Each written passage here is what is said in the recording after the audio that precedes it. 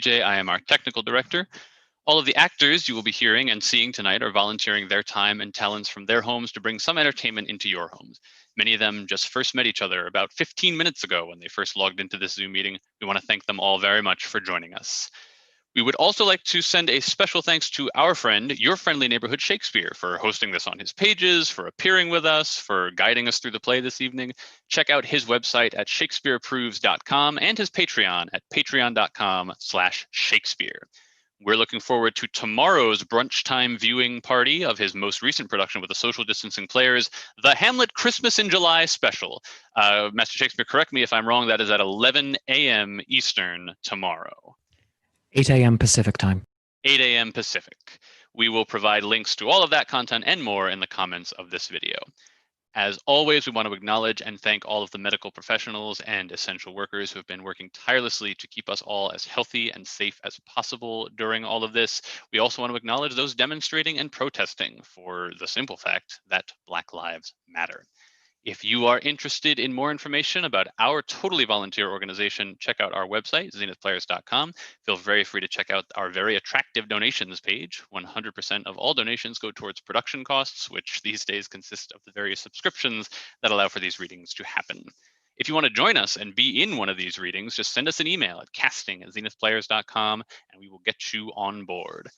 Join us Monday as we begin week 20 with Little Women, and next Saturday for Lysistrata. But for now, please relax and enjoy Richard II.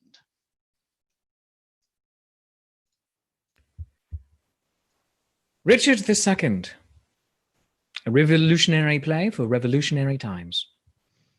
Starring as King Richard II, Shakira Cyril.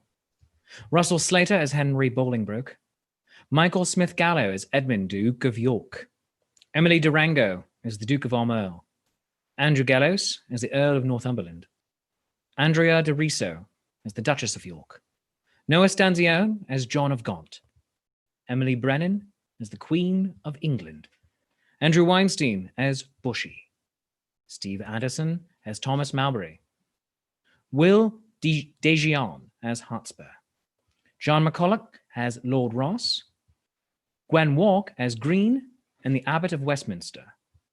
Arlie Rubens as the Lord Marshal and a Lady. Casey Lee Siljan as Lord Willoughby and Sir Piers Exton. Maisha Elenai as the Duchess of Gloucester. Aaron Grudoy Gimble as Lord Berkeley, Sir Stephen Scroop, and the Duke of Surrey. Myra Singer as the Earl of Salisbury, Second Herald, a Lord and Keeper of the Prison. David Narlock as Lord Fitzwater and a servant. Dan Kostelik as the gardener. Alison Russell as Bagot and a groom of Richard's stable. And your friendly neighborhood Shakespeare as the Bishop of Carlisle. Act 1, Scene 1. Enter King Richard, John of Gaunt, with other nobles and attendants.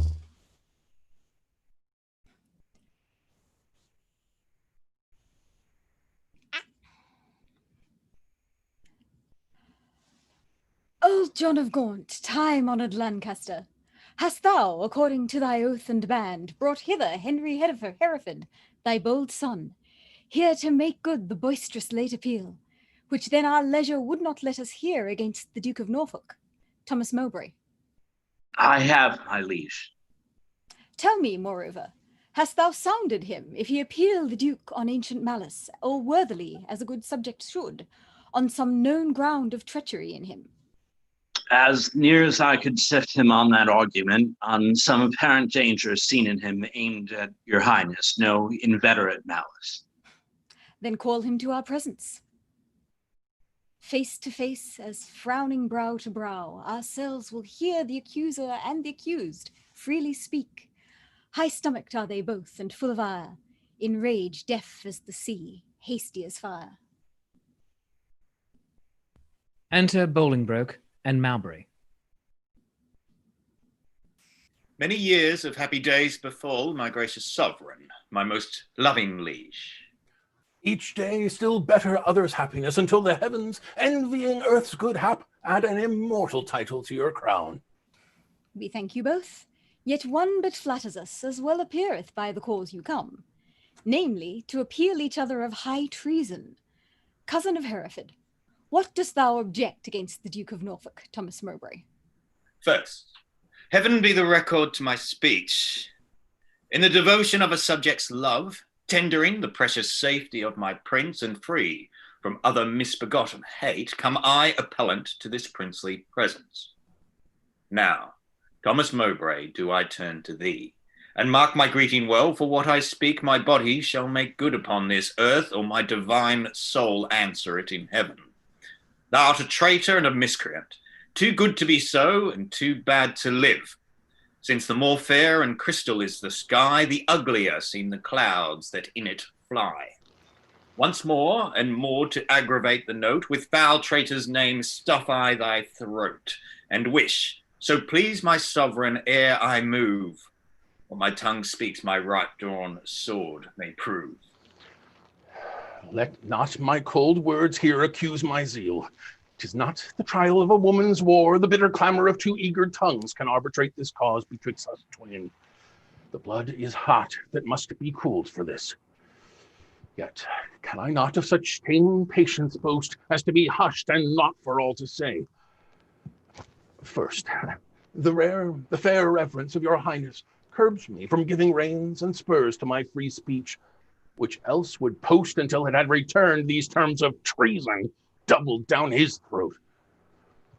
Setting aside his high blood's royalty, and let him be no kinsman to my liege, I do defy him, and I spit at him, call him a slanderous coward and a villain, which to maintain I would allow him odds, and meet him were I tied to run afoot, even to the frozen ridges of the Alps, or any other ground inhabitable, wherever Englishman durst set his foot. Meantime, let this defend my loyalty. By all my hopes, most falsely doth he lie. Pale, trembling coward, there I throw my gage, disclaiming here the kindred of the king, and lay aside my high blood's royalty, which fear, not reverence, makes thee to accept.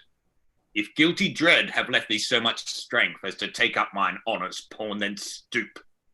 By that, and all the rights of knighthood else will I make good against thee, arm to arm, what I have spoke, or thou canst worse devise. I take it up. And by that sword I swear, which gently laid my knighthood on my shoulder, I'll answer thee in any fair degree, or chivalrous design of knightly trial. And when I mount, alive may I not light, if I be traitor or unjustly fight. What doth our cousin lay to Mowbray's charge? It must be great that can inherit us so much as of a thought of ill in him. Look what I speak. My life shall prove it true. That Mowbray hath received 8,000 nobles in name of lendings for your highness's soldiers, the which he hath detained for lured employments, like a false traitor and an injurious villain. Besides, I say, and will in battle prove, or here or elsewhere, to the furthest verge that ever was surveyed by English eye, that all the treasons for these 18 years, complotted and contrived in this land, fetch from false Mowbray their first head and spring.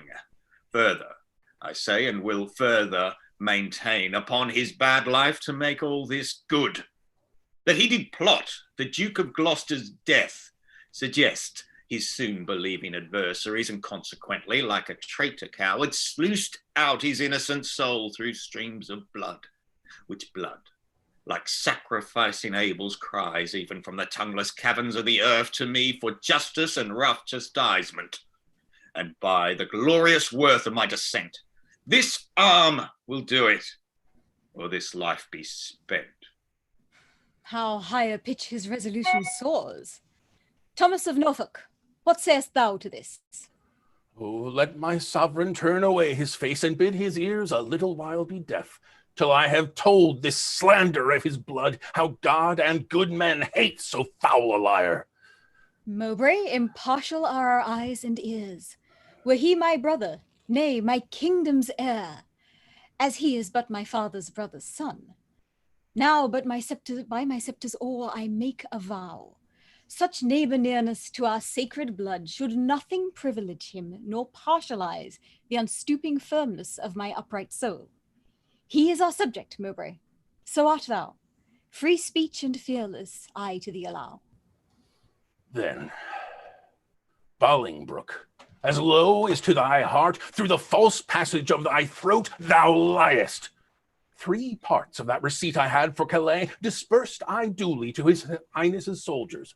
The other part reserved I by consent, for that my sovereign liege was in my debt upon remainder of a dear account since last I went to France to fetch his queen. Now swallow down that lie. For Gloucester's death I slew him not, but to my own disgrace neglected my sworn duty in that case. For you, my noble lord of Lancaster, the honorable father to my foe, once did I lay an ambush for your life, a trespass that doth vex my grieved soul. Ere I last received the sacrament, I did confess it, and exactly begged your grace's pardon, and I hope I had it. This is my fault. As for the rest appealed, it issues from the rancor of a villain, a recreant, a most degenerate traitor, which in myself I boldly will defend, and interchangeably hurl down my gage upon this overweening traitor's foot, to prove myself a loyal gentleman, even in the best blood chambered in his bosom. In haste whereof most heartily I pray your highness to assign our trial day. Wrath-kindled gentlemen, be ruled by me. Let's purge this choler without letting blood. This we prescribe, though no physician. Deep malice makes too deep incision. Forget, forgive, conclude and be agreed. Our doctors say this is no month to bleed. Good uncle, let this end where it begun. We'll calm the Duke of Norfolk, you your son. To be a makepeace shall become my age. Throw down, my son, the Duke of Norfolk's gage. And Norfolk, throw down his. When, Harry, when? Obedience bids I should not bid again. Norfolk, throw down, we bid. There is no moot. Myself I throw, dread sovereign, at thy feet. My life thou shalt command, but not my shame. The one my duty owes, but my fair name, despite of death that lives upon my grave, to dark dishonor's use thou shalt not have. I am disgraced, impeached, and baffled here, pierced to the soul with slander's venomed spear, the which no balm can cure, but his heart blood, which breathes this poison. Rage must be withstood. Give me his gage. Lions make leopards tame. Yea, but not change his spots. Take but my shame, and I resign my gage. My dear, dear lord, the purest treasure mortal times afford is spotless reputation. That away, men are but gilded loam or painted clay. A jewel in a 10 times barred up chest is a bold spirit in a loyal breast.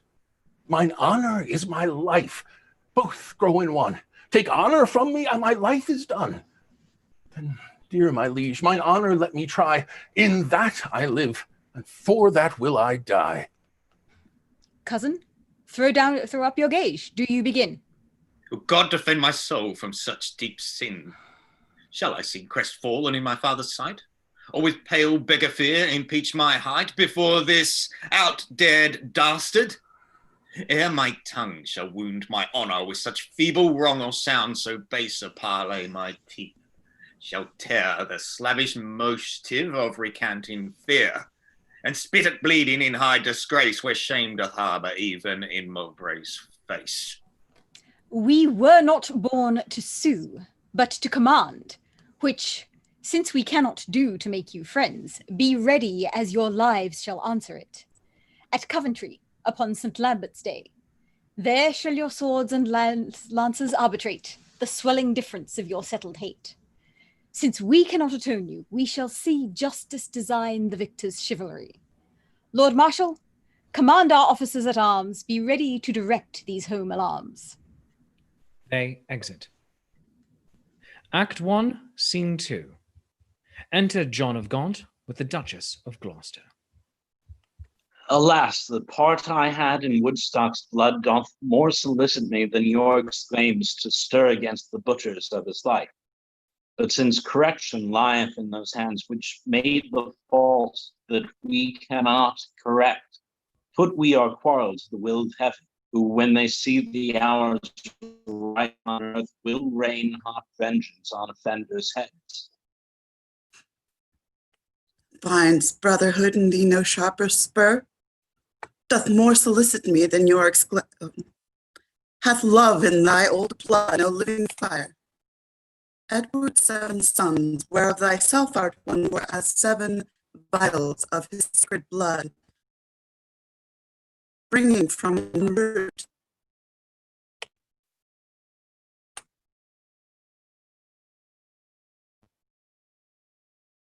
Some of them abide by nature's laws, some of the branches had the destiny cut, but Thomas, my dear lord, my life, my Gloucester, one full of Edward's sacred blood, one flourishing branch of his royal root, is cracked, and all the precious slur spilt, hacked down, and his summer days all faded by envy's hand and mercy ass.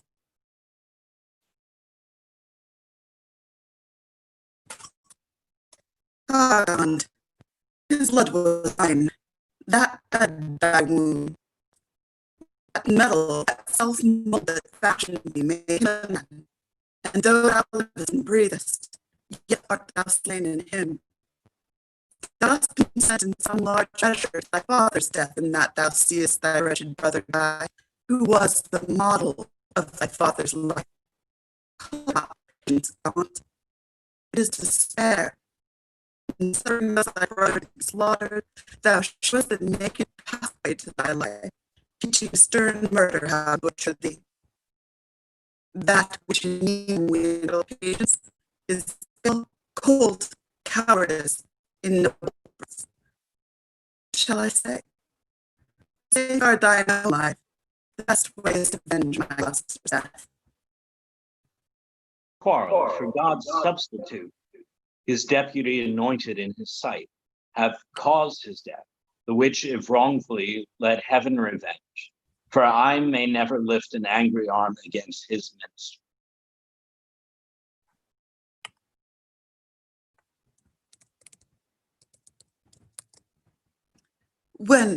Where there, alas, may I complain myself?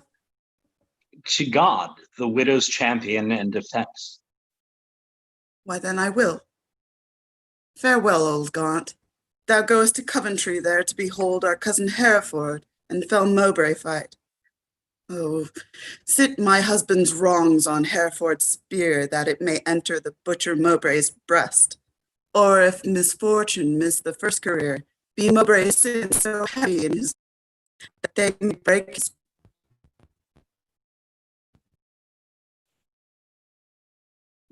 break his foamy coursers back and throw the rider headlong in the lists. I paid it for my cousin Hereford. Farewell, old Gaunt. Thy sometime brother's wife with her companion, grief, must end her life. Sister, farewell. I must to Coventry. As much good stay with thee as go with me. Yet, one word more. Grief boundeth where it falls, not with empty hollowness, but weight. I take my leave where I have begun. For sorrow is not when it seemeth done. Can meet thy brother, Edmund York. Though this is all nay, yet the part so. Though this be all not so quickly go, I shall remember more. What? All good speed it flashes me. Alack, I shall go to your key there, but empty lodgings and furnished walls, and people's offices and large stones. And what here welcome my groans. Therefore commend me. Do not come there to scout sorrow that dwells everywhere. Desolate, desolate will I end and die. The leave of thee takes a wing eye. They exit. Act 1, Scene 3. Enter the Lord Marshal and the Duke of Armel. My lord Albert, is Harry Hereford armed? Yea, at all points, and longs to enter in. The Duke of Norfolk, sprightfully and bold, stays but the summons of the appellant's trumpet. Why then, the champions are prepared and stay for nothing but his majesty's approach.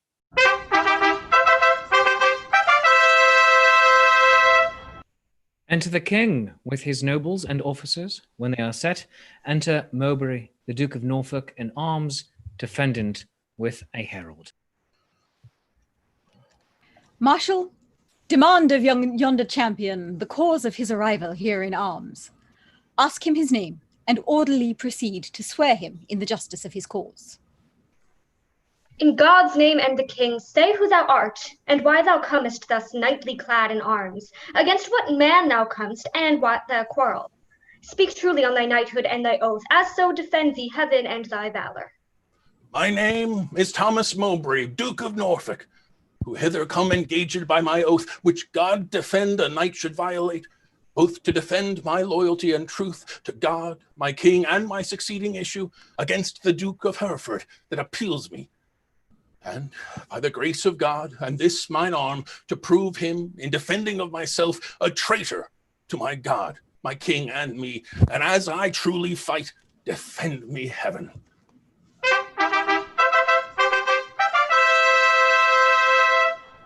Enter Bolingbroke, the Duke of Hereford, appellant in armour with a herald. Marshal, ask yonder knight in arms both who he is and why he cometh hither, thus plated in habiliments of war, and formally, according to our law, depose him in the justice of his cause. What is thy name, and wherefore comest thou hither before King Richard in his royal lists? Against whom comest thou, and what's thy quarrel? Speak like a true knight, so defend thee heaven. Harry of Hereford, Lancaster, and Derby am I, who ready here do stand in arms to prove by God's grace and my body's valour on the lists on Thomas Mowbray, Duke of Norfolk, that he is a traitor foul and dangerous to God of heaven, King Richard, and to me. And as I truly fight, defend me heaven. On pain of death, no person be so bold or daring hardy as to touch the lists, except the Marshal and such officers appointed to direct these fair designs. Lord Marshal, let me kiss my sovereign's hand and bow my knee before his majesty. For Mowbray and myself are like two men that vow a long and weary pilgrimage. Then let us take ceremonious leave and loving farewell of our several friends.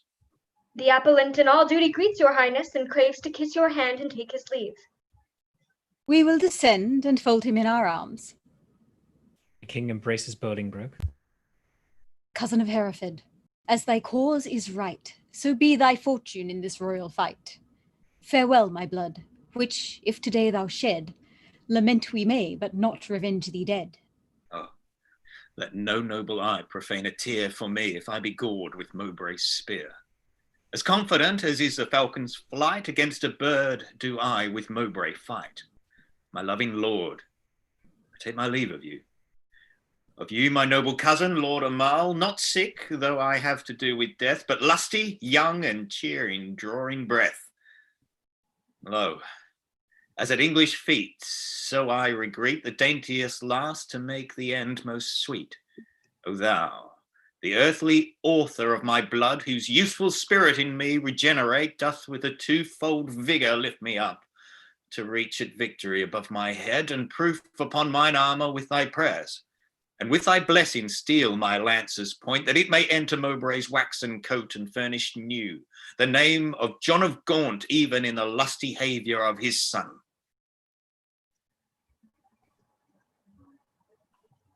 God in thy good cause make thee prosperous. Be swift like lightning in the execution, and let thy blows doubly redoubled fall like amazing thunder on the casque of thy adverse pernicious enemy. Rouse up thy youthful blood, be valiant and live. Mine innocent and St. George to thrive.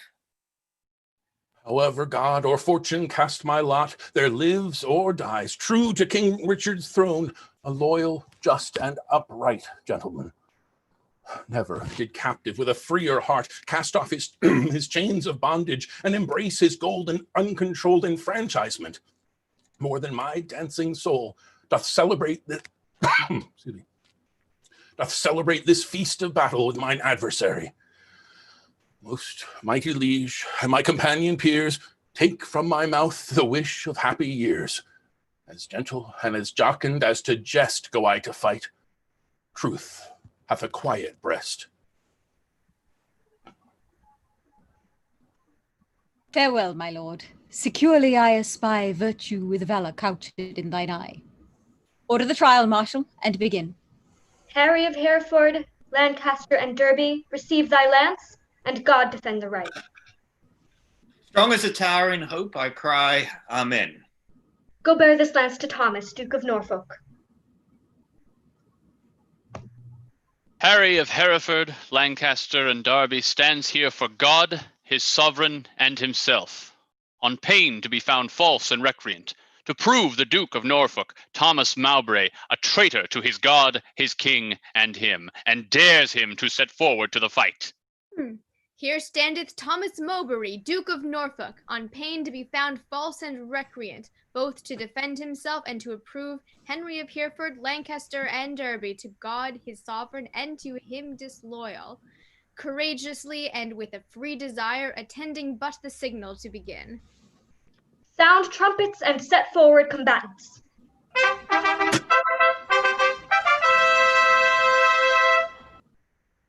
Stay! Stay! The king hath thrown his warder down. Let them lay by their helmets and their spears, and both return back to their chairs again. Withdraw with us, and let the trumpets sound, while we return these dukes what we decree.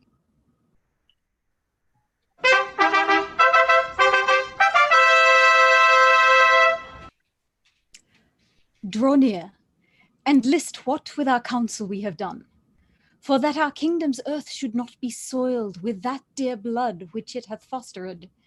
As for our eyes do hate the dire aspect of civil wounds ploughed up with neighbour's sword, and for we think the eagle-winged pride of sky-aspiring and ambitious thoughts with rival-hating envy set on you to wake our peace, which in our country's cradle draws the sweet infant breath of gentle sleep, which, so roused up with boisterous untuned drums, with harsh resounding trumpets' dreadful bray, and grating shock of wrathful iron arms, might from our quiet confines fright fair peace, and make us wade e'en in our kindred's blood.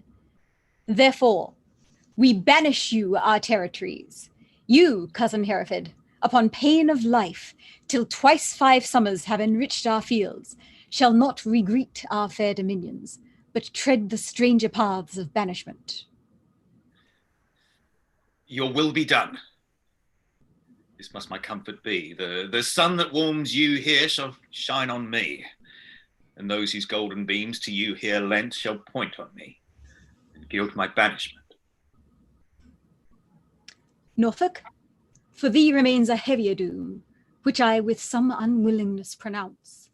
The sly, slow hours shall not determinate the dateless limit of thy dear exile. The hopeless word of never to return, breathe I against thee, upon pain of life.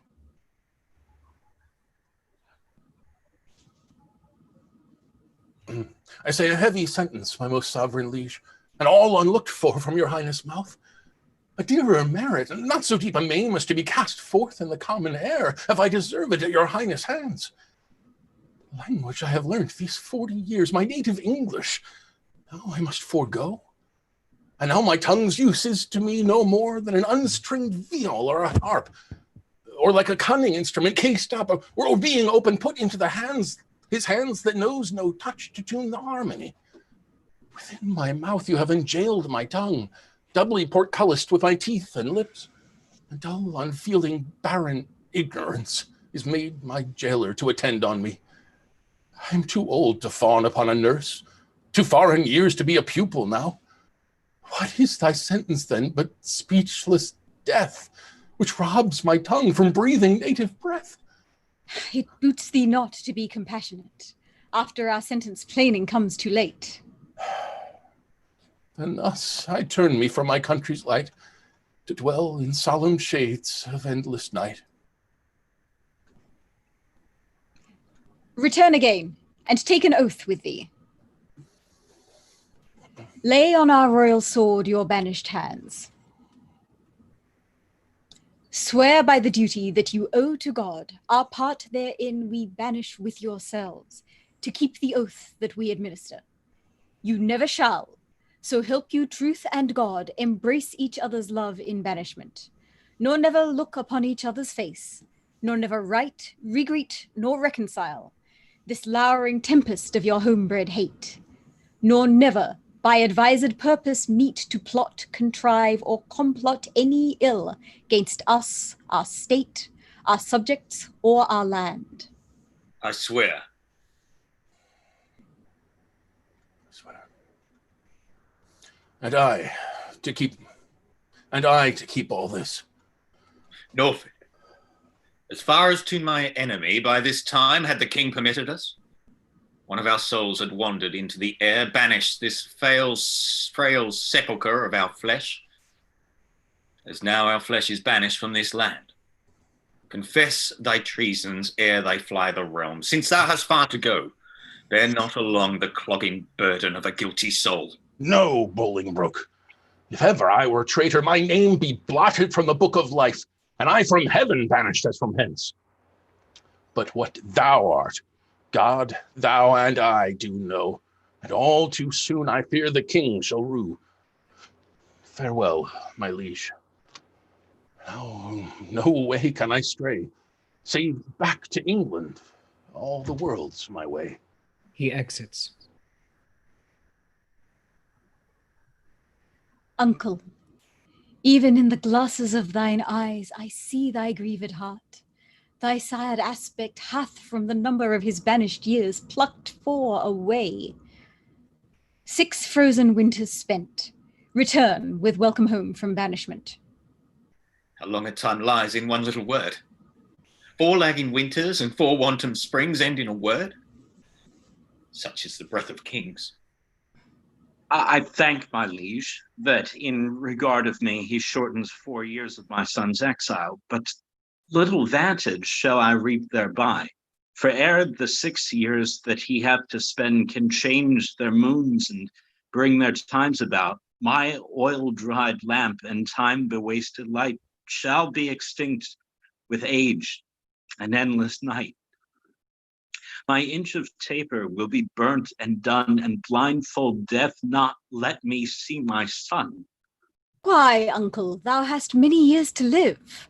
But not a minute, king, that thou canst give.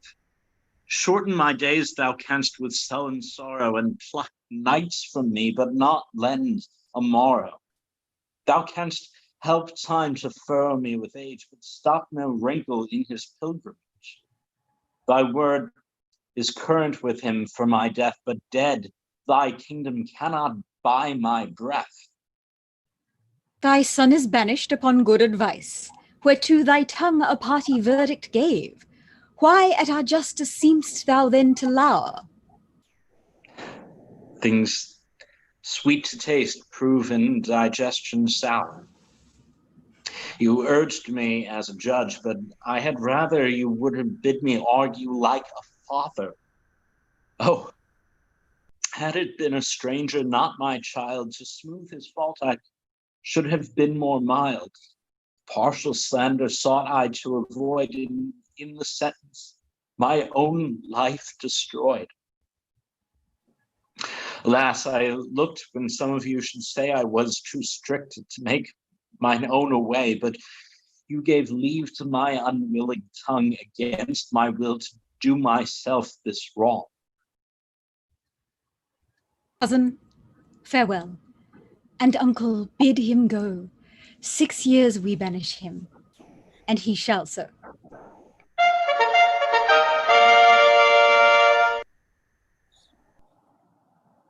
Cousin, farewell.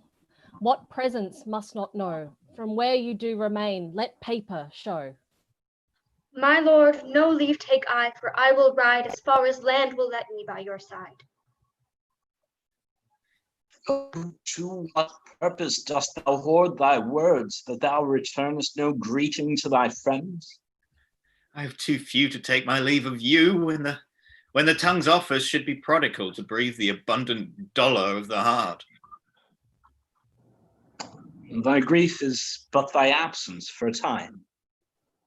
Joy absent, grief is present for that time. What is 6 winters? They are quickly gone. To many joy, but grief makes 1 hour 10. Call to travel that thou takest for pleasure. My heart will sigh when I miscall it so, which finds it an enforced pilgrimage. The sullen passage of thy weary steps esteem as foil wherein thou art to set the precious jewel of thy home return. Nay, rather every tedious stride I make will but remember me what a deal of world I wander from the jewels that I love. Must I not serve a long apprenticehood to foreign passengers, and in the end, having my freedom, boast of nothing else but that I was a journeyman to grief? All places that the eye of heaven visits are to a wise man ports and happy havens. Teach thy necessity to reason thus. There is no virtue like necessity. Think not the king did banish thee, but thou the king. Woe doth the heavier sit where it perceives it is but faintly born.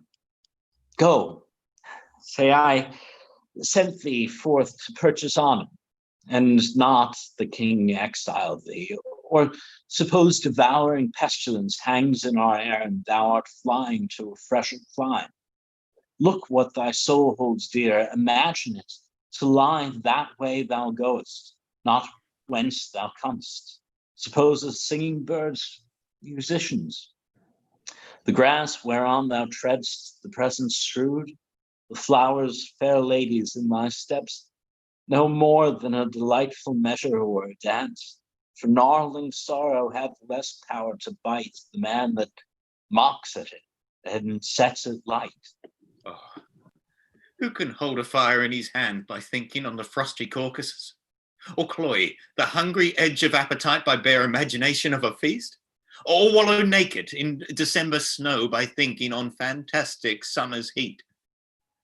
No, the apprehension of the good gives but the greater feeling to the worse. Fell sorrow's tooth doth never rankle more than when it bites, but lances not the sore. Come, my son, I'll bring thee on my way. Had I thy youth and cause, I would not stay. Then, England's ground, farewell. Sweet soil, adieu. My mother and my nurse that bears me yet. Wherever I wander, boast of this I can, though banished, yet a true-born Englishman. They exit. Act 1, Scene 4. Enter the king, with Green and Bagot at one door, and the Lord Almoil at the other. We did observe, cousin O'Mel. How far brought you High Hereford on his way? I brought High Hereford, if you call him so, but to the next highway, and there I left him. And say, what store of parting tears were shed? Faith, none for me, except the northeast wind, which then blew bitterly against our faces, awaked the sleeping room, and so by chance did grace our hollow parting with a tear. What said our cousin when you parted with him? Farewell. And for my heart disdained that my tongue should so profane the word, that taught me craft to counterfeit oppression of such grief, that words seem buried in my sorrow's grave. Marry, would the word farewell have lengthened hours and added years to his short banishment, he should have had a volume of farewells. But since it would not, he had none of me. He is our cousin, but 'tis doubt when time shall call him home from banishment. Whether our kinsman come to see his friends, Ourself and Bushy, Bagot here and Green, observed his courtship to the common people, how he did seem to dive into their hearts with humble and familiar courtesy, what reverence he did throw away on slaves, wooing poor craftsmen with the craft of smiles and patient underbearing of his fortune, as 'twere to banish their affects with him. Off goes his bonnet to an oyster wench, a brace of draymen bid him God speed well, and had the tribute of his supple knee. With thanks, my countrymen, my loving friends, as were our England in reversion his, and he our subjects next degree in hope. Well, he is gone, and with him go these thoughts. Now for the rebels which stand out in Ireland, expedient manage must be made, my liege, ere further leisure yield them further means for their advantage and your highness's loss. We will ourself in person to this war, and for our coffers with too great a court and liberal largesse are grown somewhat light, we are enforced to farm our royal realm, the revenue whereof shall furnish us for our affairs in hand. If that come short, our substitutes at home shall have blank charters, whereto, when they shall know what men are rich, they shall subscribe them for large sums of gold, and send them after to supply our wants. For we will make for Ireland presently. Bushy, what news? Old John of Gaunt is grievous sick, my lord, suddenly taken, and have sent post-haste to entreat your majesty to visit him. Where lies he? At Ely House. Now put it God in the physician's mind to help him to his grave immediately. The lining of his coffers shall make coats to deck our soldiers for this Irish wars. Come, gentlemen, let's all go visit him, and pray God we make haste and come too late. Amen. Amen. They exit. End of Act 1. Act 2, Scene 1. Enter John of Gaunt, sick, with the Duke of York and attendants. Will the king come, that I may breathe my last and wholesome counsel to his unstayed youth? Vex not yourself, nor strive not with your breath. For all in vain comes counsel to his ear. Oh, but they say the tongues of dying men enforce attention like deep harmony.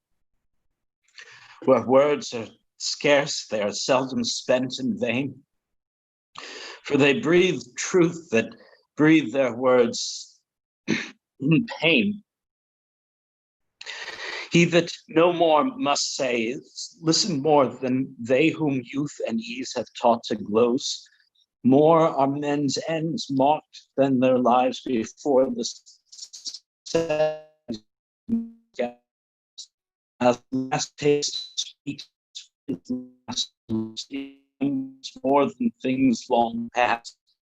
Though Richard, my life's counsel, would not hear my death's sad tale, may yet undeaf his ear.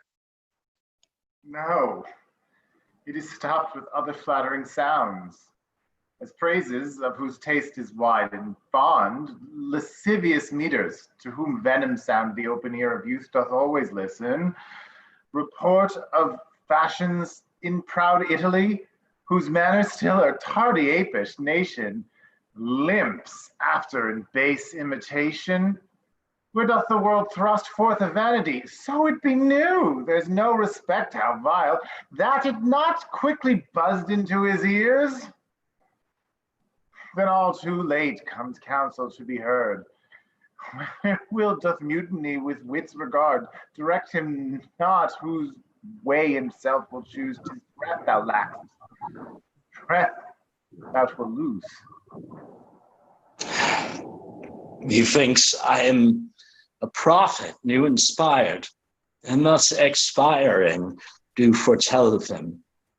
His rash, fierce blaze of riot cannot last, for violent fires soon burn out themselves.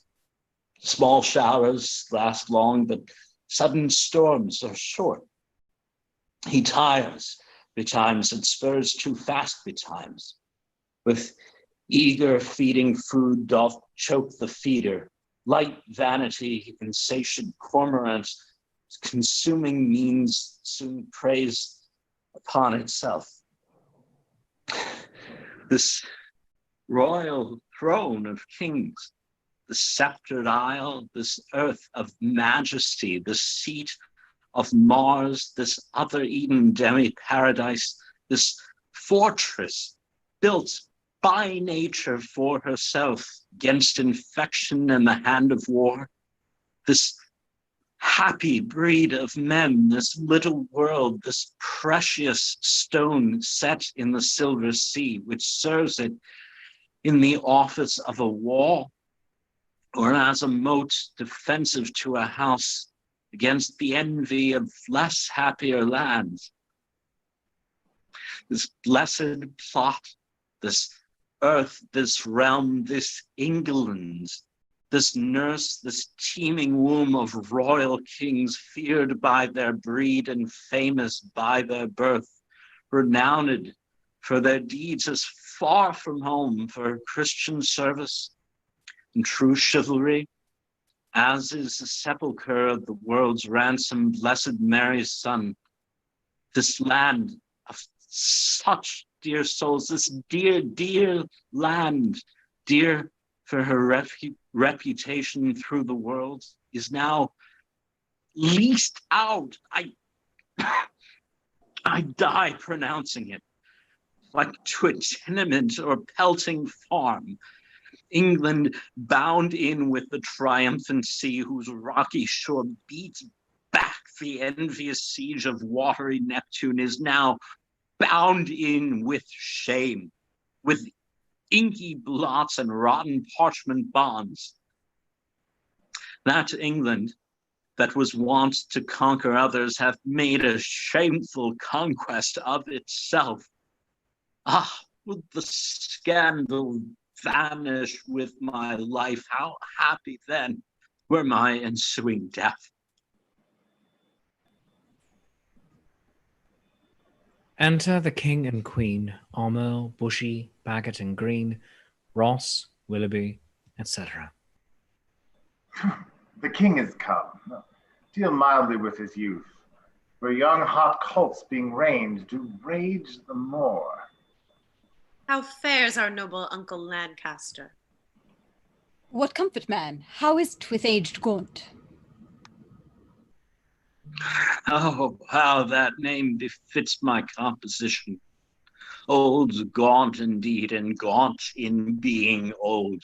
Within me grief hath kept a tedious fast, and who abstains from meat that is not gaunt? For sleeping England long time have I watched. Watching breeds leanness, leanness is all gaunt. The pleasure that some fathers feed upon is my strict fast. I mean my children's looks, and therein fasting hast thou made me gaunt. Gaunt am I for the grave, gaunt as a grave whose hollow womb inherits naught but bones. Can sick men play so nicely with their names? No. Misery makes sport to mock itself, since thou dost seek to kill my name in me. I mock my name, great king, to flatter thee. Should dying men flatter with those that live? No, no. Men living flatter those that die. Thou, now a dying, sayest thou flatterest me? Oh, no. Thou diest, though I the sicker be. I am in health. I breathe and see thee ill. Now he that made me knows I see thee ill. Ill in myself to thee, and in thee seeing ill, thy deathbed is no lesser than thy land, wherein thou liest in reputation sick, and thou, too careless patient as thou art, committest thy anointed body to the cure of those physicians that first wounded thee. 1,000 flatterers sit within thy crown, whose compass is no bigger than thy head. And yet encaged in so small a verge, the waste is no whit lesser than thy land. Had thy grandsire with a prophet's eye seen how his son's son should destroy his sons from forth thy reach, he would have laid thy shame, deposing thee before thou wert possessed, which art possessed now to depose thyself. My cousin, wert thou regent of the world, it were a shame to let this land by lease. But for thy world, enjoying but this land, is it not more than shame to shame it so? Landlord of England art thou now, not king. Thy state of law is bondslave to the law, and thou... A lunatic, lean-witted fool, presuming on an ague's privilege, darest with thy frozen admonition, must pale our cheek, chasing the royal blood with fury from his native residence. Now, by my seat's royal majesty, wert thou not brother to great Edward's son, this tongue that runs so roundly in thy head should run thy head from thy unreverent shoulders. My brother Edward's son. For that I was his father Edward's. That blood already, like the pelican, hast thou tapped out and drunkenly caroused. My brother Gloucester, plain, well-meaning soul, whom fair befallen heaven's happy souls, may be a precedent and witness good that thou respect'st not spilling Edward's blood. Join with the present sickness that I have, and thy unkindness be like crooked age to crop at once a too long withered flower. Live in thy shame, but die not shame with thee. These words hereafter thy tormentors be. Convey me to my bed, then to my grave. Love they to live that love and honor have. He exits, carried off by attendants.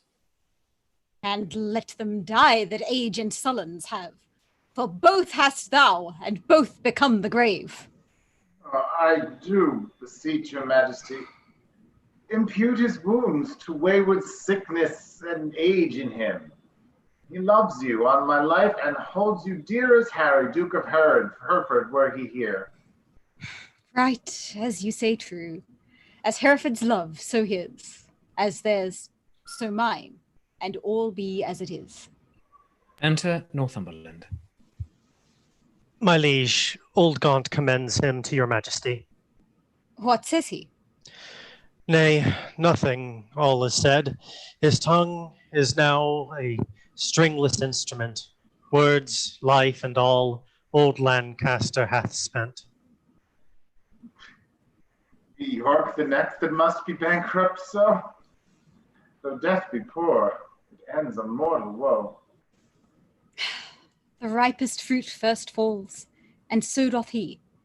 His time is spent, our pilgrimage must be.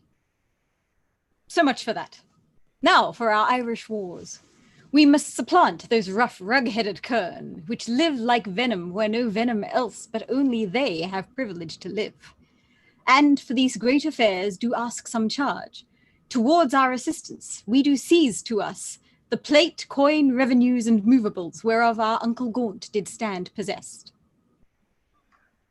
How long shall I be patient? How long shall I tender duty make me suffer wrong? Not Gloucester's death, nor Hereford's banishment, nor Gaunt's rebukes, nor England's private wrongs, nor the prevention of poor Bolingbroke about his marriage, nor my own disgrace have ever made me sour my patient cheek, or bend one wrinkle on my sovereign face. I am the last of Edward's sons, of whom thy father, Prince of Wales, was first. In war was never lion raged more fierce, in peace was never gentle lamb more mild. And was that young and princely gentleman, his face thou hast, for Even so looked he, accomplished with the number of thy hours, but when he frowned, 'twas against the French, and not against his friends. His noble hand did win what he did spend, and spent not that which his triumphant father's hand had won. His hands were guilty of no kindred blood, but bloody with the enemies of his kin. Oh, Richard, York is too far gone with grief, or else he would never compare between. Why, uncle, what's the matter? Oh, my liege, pardon me, if you please. If not, I please not to be pardoned, and content withal, seek you to seize and gripe into your hands the royalties and rights have banished Hereford. Is not Gaunt dead? And does not Hereford live? Was Gaunt not just? And is not Harry true? Did not the one deserve to have an heir? Is not that heir his well-deserving son? Take Hereford's rights away, and take from time his charters and his customary rights. Let not tomorrow then ensue today. Be not thyself, for how art thou a king, but by fair sequence and succession? Now for God forbid I say is true, if you do wrongfully seize Hereford's rights, call in the letters patent that he hath by his attorneys general to sue his livery, and deny his offered homage, you pluck 1,000 dangers on your head. You lose 1,000 well-disposed hearts. Prick my tender patience to those thoughts which honor and allegiance cannot think. Think what you will. We seize into our hands his plate, his goods, his money, and his lands. I be not by the while, my liege. Farewell. What will ensue hereof, as none can tell, but by the bad courses may be understood that their events can never fall out good.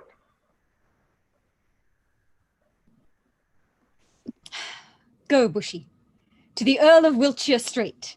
Bid him repair us to Ely House to see this business.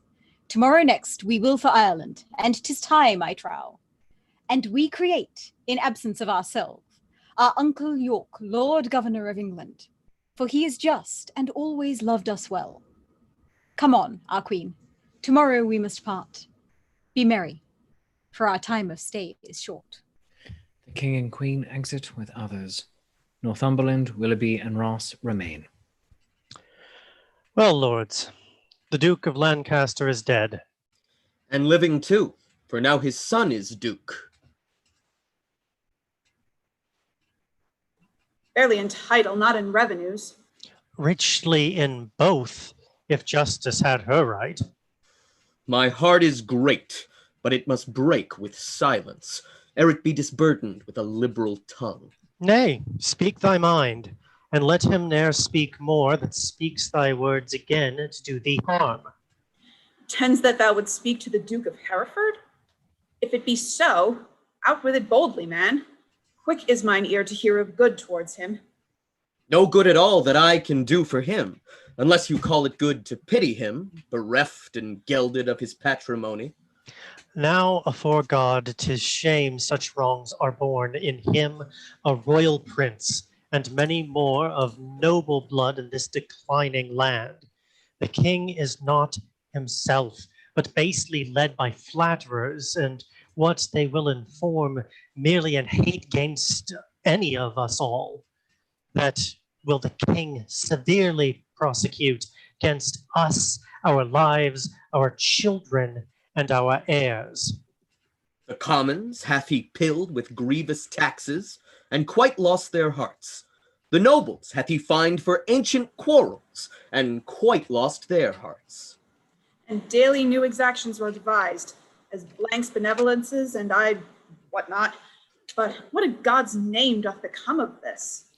Wars hath not wasted it, for ward he hath not, but basely yielded upon compromise that which his noble ancestors achieved with blows.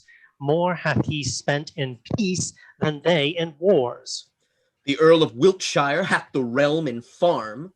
The king grown bankrupt like a broken man. Reproach and dissolution hangeth over him. He hath not money for these Irish wars, his burdenous taxations notwithstanding, but by the robbing of the banished duke. His noble kinsman, most degenerate king. But lords, we hear this fearful tempest sing, yet seek no shelter to avoid the storm. We see the wind sit sore upon our sails, and yet we strike not, but securely perish. We see the very wrack that we must suffer, and unavoided is the danger now, for suffering so the causes of our wrack. Not so. Even through the hollow eyes of death I spy life peering, but I dare not say how near the tidings of our comfort is. Nay, let us share thy thoughts as thou dost ours. Be confident to speak, Northumberland. We three are but thyself, and speaking so, thy words are but as thoughts. Therefore, be bold. Then thus, I have from Le Port Blanc, a bay in Brittany, received intelligence that Harry, Duke of Hereford, Reynold, Lord Cobham, that late broke from the Duke of Exeter, his brother, Archbishop late of Canterbury, Sir Thomas Erpingham, Sir John Ramsden, Sir John Norbury, Sir Robert Waterton, and Francis Coint. All these well furnished by the Duke of Brittany, with 8 tall ships, 3,000 men of war are making hither with all due expedience, and shortly mean to touch our northern shore. Perhaps they had ere this, but that they stay the first departing of the king for Ireland. If then we shall shake off our slavish yoke, imp out our drooping country's broken wing, redeem from broken pawn the blemished crown, wipe off the dust that hides our scepter's guilt, and make high majesty look like itself, away with me in port to Ravensburg. But if you faint as fearing to do so, stay and be secret, and myself will go. To horse! To horse! Urge doubts to them that fear. Hold out my horse, and I will be first there. They exit. Act 2, Scene 2. Enter the Queen, Bushy, and Bagot. Madam, your majesty is much too sad. You promised, when you parted with the king, to lay aside life-harming heaviness and entertain a cheerful disposition. To please the king, I did. To please myself, I cannot do it. Yet I know no cause why I should welcome such a guest as grief, save bidding farewell to so sweet a guest as my sweet Richard. Yet again, methinks some unborn sorrow, ripe in fortune's womb, is coming towards me, and my inward soul with nothing trembles. At something it grieves more than with parting from my lord the king. Each substance of a grief hath 20 shadows, which shows like grief itself, but is not so. For sorrow's eyes, glazed with blinding tears, divides one thing entire to many objects, like perspectives, which rightly gazed upon show nothing but confusion, eyed or a distinguished form. So your sweet majesty, looking already upon your lord's departure, find shapes of grief more than himself to wail, which, looked on as it is not but shadows of what it is not. Then, thrice gracious queen, more than your lord's departure weep not. More is not seen, or if it be, 'tis with false sorrow's eye, which for things true weeps things imaginary. It may be so, but yet my inward soul persuades me it is otherwise. Howe'er it be, I cannot but be sad, so heavy sad as thought on thinking on no thought I think, makes me with heavy nothing faint and shrink. 'Tis nothing but conceit, my gracious lady. 'Tis nothing less. Conceit is still derived from some forefather grief. Mine is not so, for nothing hath begot my something grief, or something hath the nothing that I grieve. 'Tis in reversion that I do possess, but what it is that is not yet known, what I cannot name. 'Tis nameless woe, I wot. Enter Green. God save your majesty, and well met, gentlemen. I hope the king is not yet shipped for Ireland. Why hopest thou so? 'Tis better hope he is, for his designs crave haste, his haste good hope. Then wherefore dost thou hope he is not shipped? That he, our hope, might have retired his power and driven into despair an enemy's hope, who strongly hath set footing in this land. The banished Bolingbroke repeals himself, and with uplifted arms is safe arrived at Ravensburg. Oh, now God in heaven forbid. Ah, madam, 'tis too true. And that is worse, the Lord Northumberland, his young son Harry Percy, the lords of Ross, Beaumont, and Willoughby, with all their powerful friends, are fled to him. Why have you not proclaimed Northumberland and all the rest revolted faction traitors? We have, whereupon the Earl of Worcester hath broken his staff, resigned his stewardship, and all the household servants fled with him to Bolingbroke. So, Green, thou art the midwife to my woe, and Bolingbroke my sorrow's dismal heir. Now hath my soul brought forth her prodigy, and I, a gasping, new delivered mother, have woe to woe, sorrow to sorrow joined. Despair not, madam. Who shall hinder me? I will despair and be at enmity with cousining hope. He is a flatterer, a parasite, a keeper back of death, who gently would dissolve the bands of life, which false hope lingers in extremity. Enter York. Here comes the Duke of York. With signs of war about his aged neck, oh, full of careful business as he looks. Uncle, for God's sake, speak comfortable words. Should I do so? I should belie my thoughts. Comfort's in heaven, and we are on the earth, where nothing lives but crosses, cares, and grief. Your husband he is gone to save far off, whilst others come to make him lose at home. Here I am left to underprop his land, who, weak with age, cannot support myself. Now comes the sick hour that has servant made. No, now shall he try his friends that flattered him. Enter a serving man.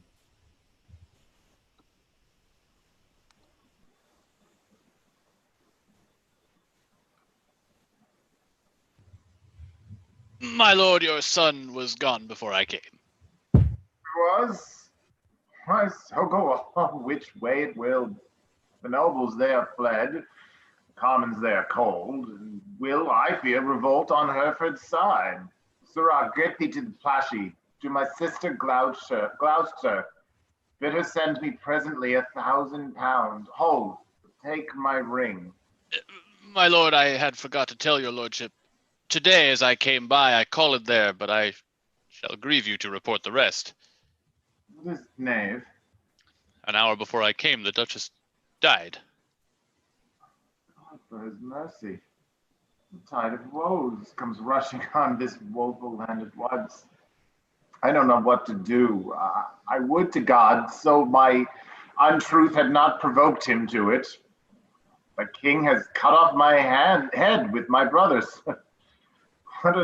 What? Are there no posts dispatched for Ireland? How shall we do for money for these wars? Come, sister, cousin, I would pray pardon me. Go, fellows, get thee home. Provide some carts and bring away the armor that is there. Gentlemen, will you go muster men? If I know how or which way to order these affairs, thus disorderly thrust into my hands, never believe me. Both are my kinsmen. To one's my sovereign, whom both my oath and my duty bids defend. The other again is my kinsman, whom the king hath wronged, whom conscience and my kindred bids to right. Well, somewhat we must do. Come, cousin, I'll dispose of you. Gentlemen, go muster up your men, and meet me presently at Berkeley. I should to Plashy too, but time will not permit. All is uneven, and everything is left at 6 and 7. The Duke of York and the Queen exit. Bushy, Green, and Bagot remain. The wind sits fair for news to go for Ireland, but none returns. For us to levy power proportional to the enemy is all impossible. Besides, our nearness to the king in love is near the hate of those love not the king. And that is the wavering commons, for their love lies in their purses, and whoso empties them by so much fills their heart with deadly hate. Wherein the king stands generally condemned. If judgment lie in them, then so do we, because we have been ever near the king. Well, I will for refuge straight to Bristol Castle. The Earl of Wiltshire is already there. Thither will I with you. For little office will the hateful commons perform for us, except like curs to tear us all to pieces. Will you go along with us? No, I will to Ireland, to his majesty. Farewell. If heart presages be not vain, we three here part that ne'er shall meet again. That as York thrives to beat back Bolingbroke. Alas, poor Duke, the task he undertakes is numbering sands and drinking oceans dry. Where one on his side fights, thousands will fly. Farewell at once, for all, and ever. Well, we may meet again. I fear me never. They exit. Act 2, Scene 3. Enter Bolingbroke, the Duke of Hereford, and Northumberland. How far is it, my lord, to Berkeley now? Believe me, noble lord, I am a stranger here in Gloucestershire. These high, wild hills and rough, uneven ways draw out our miles and makes them wearisome. And yet your fair discourse hath been as sugar, making the hard way sweet and delectable.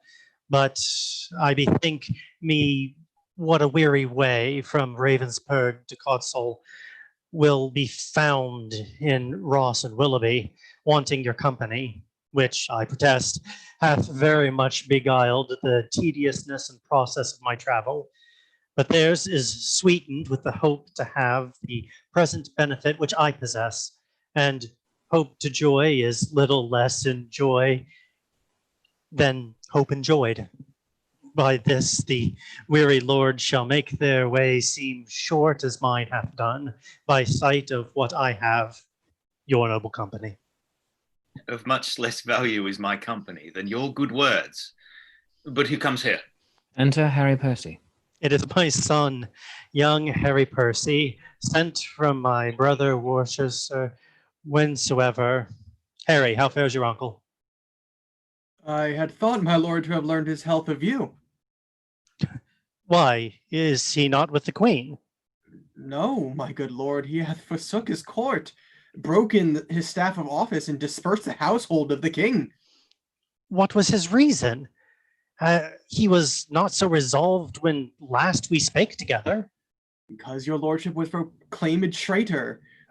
But he, my lord, is gone to Ravensburg to offer service to the Duke of Hereford, and sent me over by Berkeley to discover what power the Duke of York had levied there, then with directions to repair to Ravensburg. Have you forgot the Duke of Hereford, boy? No, my good lord, for that is not forgot, which ne'er I did remember. To my knowledge, I never in my life did look on him. Then learn to know him now. This is the Duke. My gracious lord, I tender you my service, such as it is, being tender, raw, and young, which elder days shall ripen and confirm to more approved service and desert. I thank thee, gentle Percy. And be sure I count myself in nothing else so happy as in a soul remembering my good friends.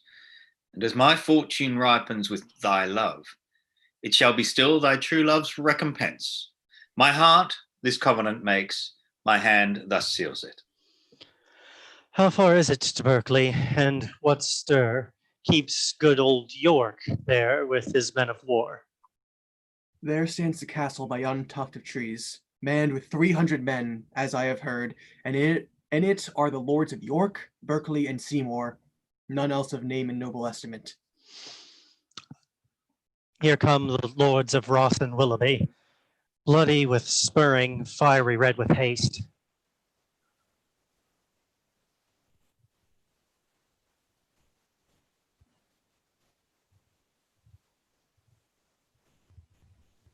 Welcome, my lords. I watch your love pursues a banished traitor. All my treasury is yet but unfelt thanks, which, more enriched, shall be your love and labour's recompense. Your presence makes us rich, O noble lord. And far surmounts our labor to attain it. Evermore thanks the exchequer of the poor, which, till my infant fortune comes to years, stands for my bounty. But who comes here? Enter Berkeley. It is my Lord of Berkeley, as I guessed. My Lord of Hereford, my message is to you. My lord, my answer is to Lancaster, for I am come to seek that name in England, and I must find that title in your tongue before I make reply to aught you say. Mistake me not, my lord, 'tis not my meaning to raise one title of your honor out. To you, my lord, I come, what lord you will, from the most gracious regent of this land, the Duke of York, to know what pricks you on to take advantage of the absent time and fright our native peace with self-born arms. Enter York. I shall not need to transport my words by you. Here comes his grace in person. My noble uncle.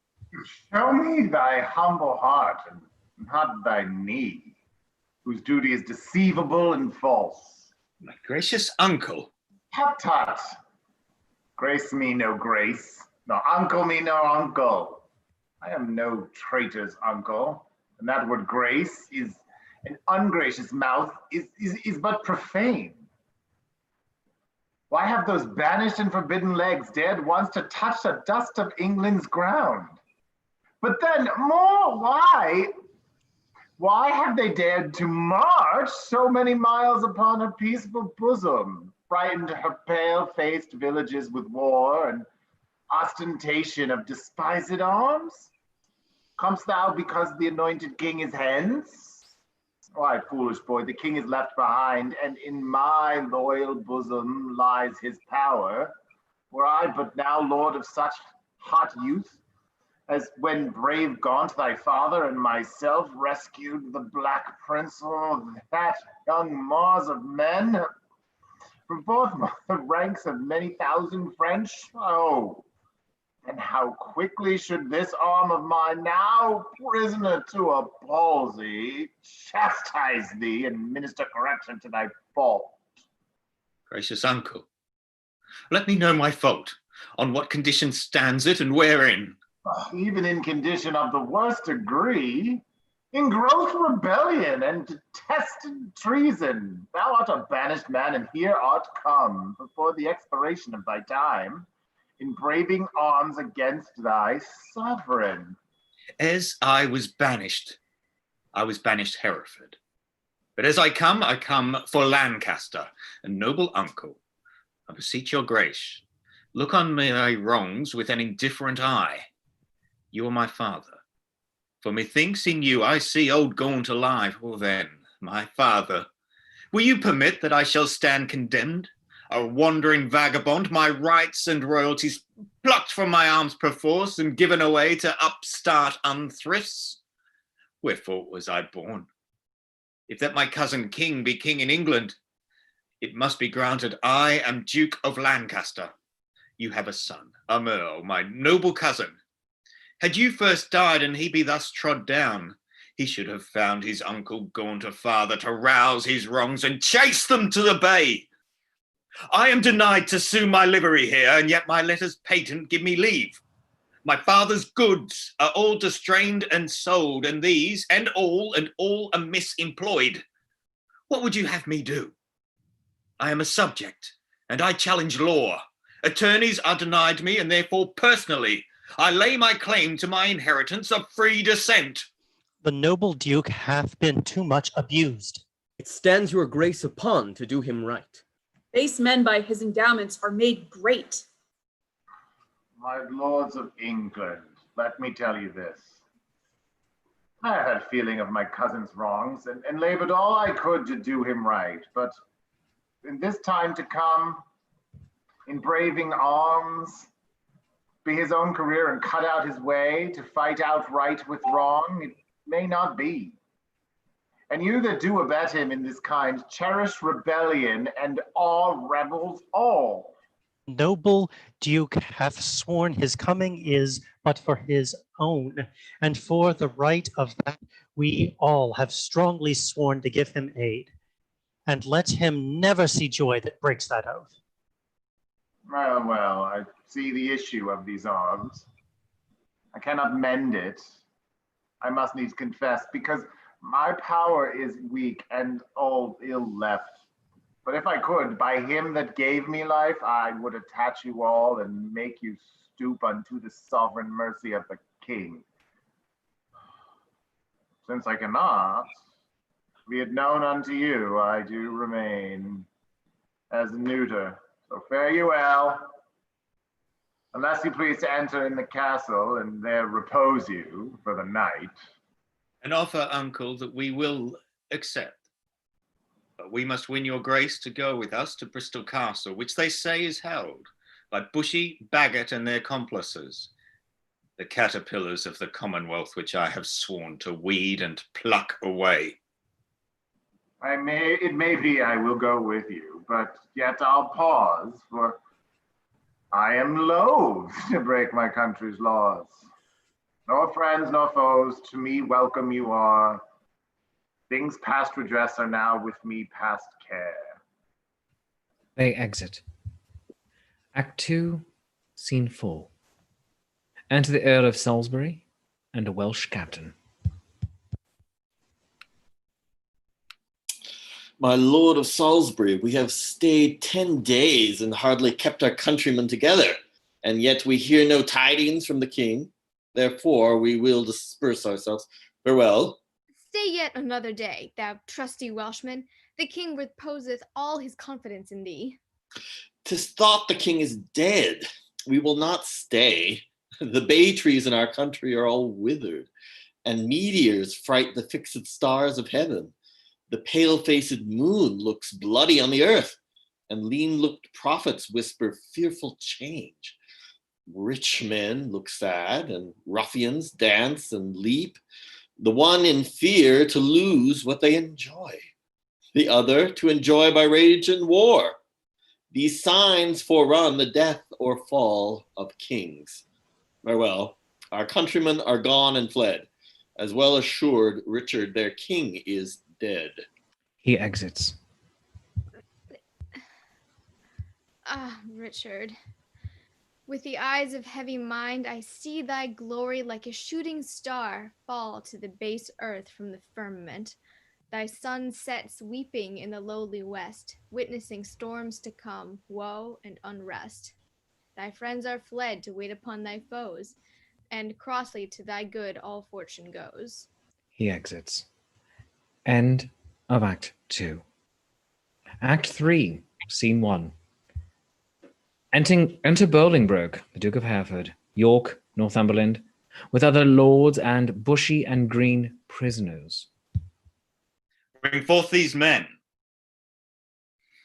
Bushy and Green. I will not vex your souls, since presently your souls must part your bodies with too much urging your pernicious lives. For 'twere no charity. Yet to wash your blood from off my hands, here in the view of men I will unfold some causes of your deaths. You have misled a prince, a royal king, a happy gentleman in blood and lineaments, by you unhappied and disfigured clean. You have, in manner with your sinful hours, made a divorce between his queen and him, broke the possession of a royal bed, and stained the beauty of a fair queen's cheeks with tears drawn from her eyes by your foul wrongs. Myself, a prince of fortune by my birth, near to the king in blood, and near in love till you did make him misinterpret me, have stooped my neck under your injuries, and sighed my English breath in foreign clouds, eating the bitter bread of banishment, whilst you have fed upon my seigneuries, disparked my parks and felled my forest woods, from my own windows torn my household coat, raised out my impress, leaving me no sign save men's opinions of my living blood to show the world I am a gentleman. This, and much more than twice all this, condemns you to the death. See them delivered over to execution and the hands of death. More welcome is the stroke of death to me than Bolingbroke to England. Lords, farewell. My comfort is that heaven will take our souls and plague injustice with the pains of hell. My Lord Northumberland, see them dispatched. Uncle, you say the Queen is at your house? For God's sake, fairly let her be entreated. Tell her I will send to her my kind commends. Take special care my greetings be delivered.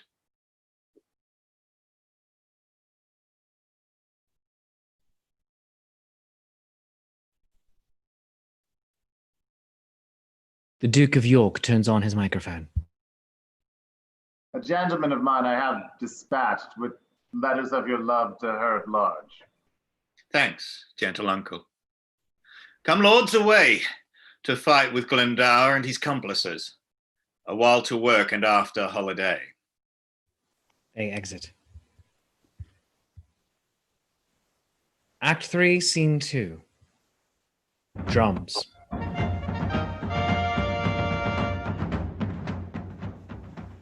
After the flourishing colours, enter the king, armour, Carlisle, and soldiers. Bachlachly Castle, could they call thee this at hand? Yea, my lord. How brooks your grace the air after your late tossing on the breaking seas? Needs must I like it well. I weep for joy to stand upon my kingdom once again. Dear earth, I do salute thee with my hat. The rebels wound thee with their horses' hoofs. As a long-parted mother with her child plays fondly with her tears and smiles in meeting, so, weeping, smiling, greet I thee, my earth, and do thee favours with my royal hands. Feed not thy sovereign's foe, my gentle earth, nor with thy sweets comfort his ravenous sense, but let thy spiders that suck up thy venom and heavy-gated toads lie in their way, doing annoyance to the treacherous feet which with usurping steps do trample thee. Yield stinging nettles to mine enemies, and when they from thy bosom pluck a flower, guard it, I pray thee, with a lurking adder, whose double tongue may with a mortal touch throw death upon thy sovereign's enemies. Mock not my senseless conjuration, lords. This earth shall have a feeling, and these stones prove armed soldiers, ere her native king shall falter under foul rebellion's arms. Fear not, my lord. That power that made you a king hath power to keep you king in spite of all. That means that heavens must yield, be embraced, and not neglected. As heaven would, and we will not. Heaven's offer we refuse, the prophet means of succor and redress. He means, my lord, that we are too remiss, while Bolingbroke, through our security, grows strong and great in substance and in power. Discomfortable cousin, knowst thou not that when the searching eye of heaven is hid behind the globe that lights the lower world, then thieves and robbers range abroad unseen, in murders and in outrage boldly here. But when from under this terrestrial ball he fires the proud tops of the eastern pines, and darts his light through every guilty hole, those murders, treasons, and detested sins, the cloak of night being plucked from off their back, stand bare and naked, trembling at themselves. So when this thief, this traitor Bolingbroke, who all this while hath revelled in the night whilst we were wandering with the Antipodes, shall see us rising in our throne, the East, his treasons will sit blushing in his face, not able to endure the sight of day, but self-affrighted tremble at his sin. Not all the water in the rough, rude sea can wash the balm from an anointed king. The breath of worldly men cannot depose the deputy elected by the Lord. For every man that Bolingbroke hath pressed to lift shrewd steel against our golden crown, God for his Richard hath in heavenly pay a glorious angel. Then, if angels fight, weak men must fall, for heaven still guards the night. Enter Salisbury. Welcome, my lord. How far off lies your path? Not near nor farther off, my gracious lord, than this weak arm. Discomfort guides my tongue and bids me speak of nothing but despair. One day too late, I fear me, noble lord, hath clouded all thy happy days on earth. Oh, call back yesterday, bid time return, and thou shalt have 12,000 fighting men. Today, unhappy day, too late, overthrows thy joys, friends, fortune, and thy state. For all the Welshmen, hearing thou wert dead, are gone to Bolingbroke, dispersed and fled. Comfort, my liege. Why looks your grace so pale? But now the blood of 20,000 men did triumph in my face, and they are fled. And till so much blood thither come again, have I not reason to look pale and dead? All souls that will be safe fly from my side, for time hath set a blot upon my pride. Comfort, my liege. Remember who you are. I had forgot myself. Am I not king? Awake, thou coward majesty, thou sleepest. Is not the king's name 20,000 names? Arm, my name.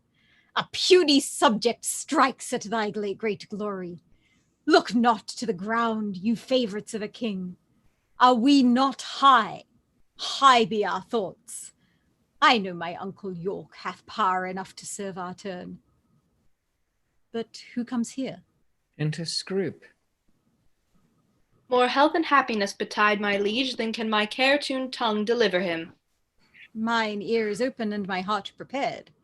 The worst is worldly loss thou canst unfold. Say, is my kingdom lost? Why, 'twas my care. And what loss is it to be rid of care? Strives Bolingbroke to be as great as we? Greater he shall not be. If he serve God, we'll serve him too and be his fellow so. Revolt our subjects? That we cannot mend.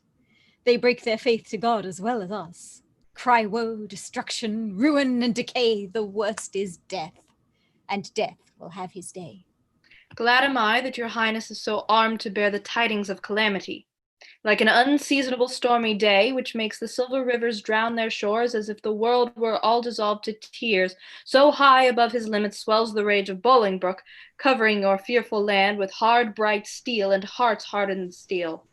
White beards have armed their thin and hairless scalps against thy majesty. Boys with women's voices strive to speak big and clap their female joints in stiff, unwieldy arms against thy crown.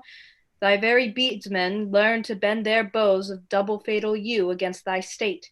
Yea, distaff women manage rusty bills against thy seat. Both young and old rebel, and all goes worse than I have power to tell. Too well thou tell'st a tale so ill. Where is the Earl of Wiltshire? Where is Bagot? What is become of Bushy? Where is Green? That they have let the dangerous enemy measure our confines with such peaceful steps. If we prevail, their heads shall pay for it. I warrant they have made peace with Bolingbroke. Peace have they made with him indeed, my lord. Oh, villains, vipers, damned without redemption. Dogs easily won to fawn on any man. Snakes in my heart, blood warmed that sting my heart.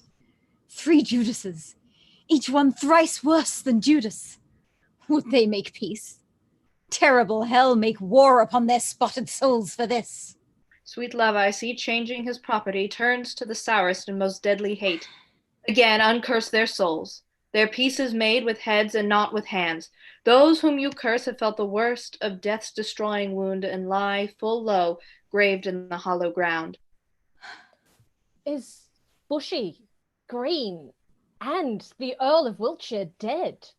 Aye, all of them at Bristow lost their heads. Where is the Duke, my father, with his power? No matter where. Of comfort no man speak. Let's talk of graves, of worms, of epitaphs. Make dust our paper, and with rainy eyes write sorrow on the bosom of the earth. Let's choose executors and talk of wills. And yet not so. For what can we bequeath save our deposed bodies to the ground? Our lands, our lives, and all our Bolingbroke's, and nothing we can call our own but death and that small model of the barren earth which serves as paste and cover to our bones. For God's sake, let us sit upon the ground and tell sad stories of the death of kings, how some have been deposed, some slain in war, some poisoned by their wives, some sleeping killed, all murdered. For within the hollow crown that rounds the mortal temples of a king keeps death his court, and there the antic sits, scoffing his state and grinning at his pomp, allowing him a breath, a little scene, to monarchize, be feared, and kill with looks, infusing him with self and vain conceit, as if this flesh which walls about our life were brass impregnable, and humid thus, comes at the last, and with a little pin bores through his castle wall, and farewell, king! Cover your heads, and mock not flesh and blood with solemn reverence. Throw away respect, tradition, form, and ceremonious duty, for you have but mistook me all this while. I live with bread like you, feel want, taste grief, need friends. Subjected thus, how can you say to me I am a king? My lord, wise men ne'er sit and wail their woes, but presently prevent the ways to wail. To fear the foe, since fear oppresseth strength, gives in your weakness strength unto your foe. And so your follies fight against yourself. Fear and be slain, no worse can come to fight. And fight and die is death destroying death. Where fearing dying pays death servile breath. My father hath a power. Inquire of him, and learn to make a body of a limb. Thou chidest me well. Proud Bolingbroke, I come to change blows with thee for our day of doom. This ague fit of fear is overblown. An easy task it is to win our own. Say, Scroop, where lies our uncle with his power? Speak sweetly, man, though all thy looks be sour. Men judge by the complexion of the sky, the state and inclination of the day. So may you by my dull and heavy eye. My tongue hath but a heavier tale to say. I play the torturer by small and small to lengthen out the worst that must be spoken. Your Uncle York is joined with Bolingbroke, and all your northern castles yielded up, and all your southern gentlemen in arms upon his party. Thou hast said enough. Beshrew thee, cousin, which did leadst me forth of that sweet way I was into despair. What say you now? What comfort have we now? By heaven, I'll hate him everlastingly that bids me be of comfort any more. Go to Flint Castle. There I'll pine away. A king, woe's slave, shall kingly woe obey. That power I have, discharge and let them go to ear the land that hath some hope to grow, for I have none. Let no man speak again to alter this, for counsel is but vain. My liege, one word. He does me double wrong, that wounds me with the flatteries of his tongue. Discharge my followers. Let them hence away from Richard's night to Bolingbroke's fair day. They exit. Act 3, Scene 3.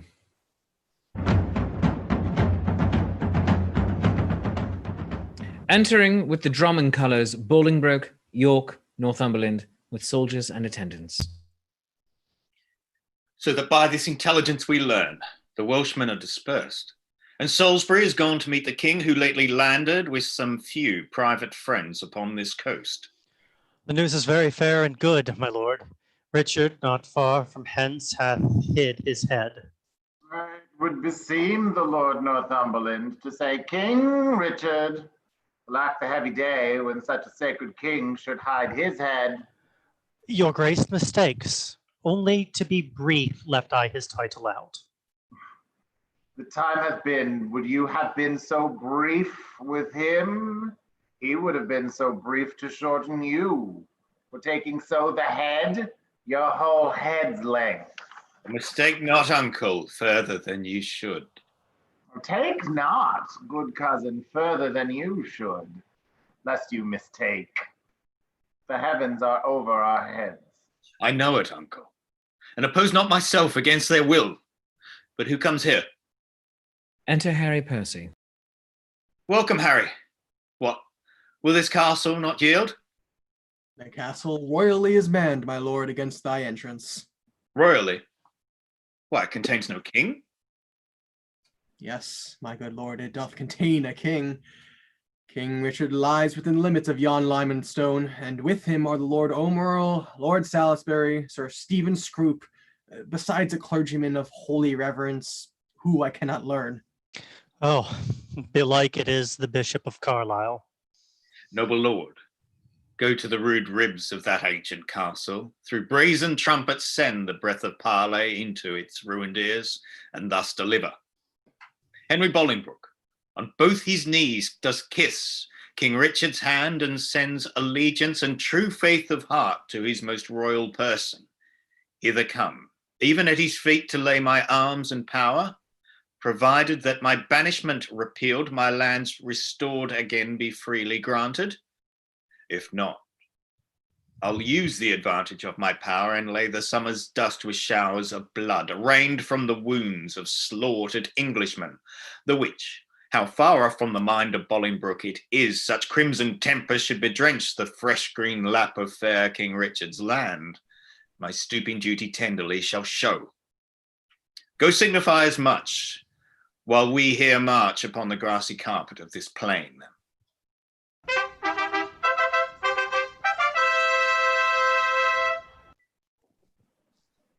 Let's march, without the noise of threatening drum, that from this castle's tottering battlements our fair appointments may be well perused. Methinks King Richard and myself should meet with no less terror than the elements of fire and water when their thundering shock at meeting tears the cloudy cheeks of heaven. If he be fire, I'll be the yielding water. The rage be his, whilst on the earth I rain my waters. On the earth, and not on him. March on and mark King Richard how he looks.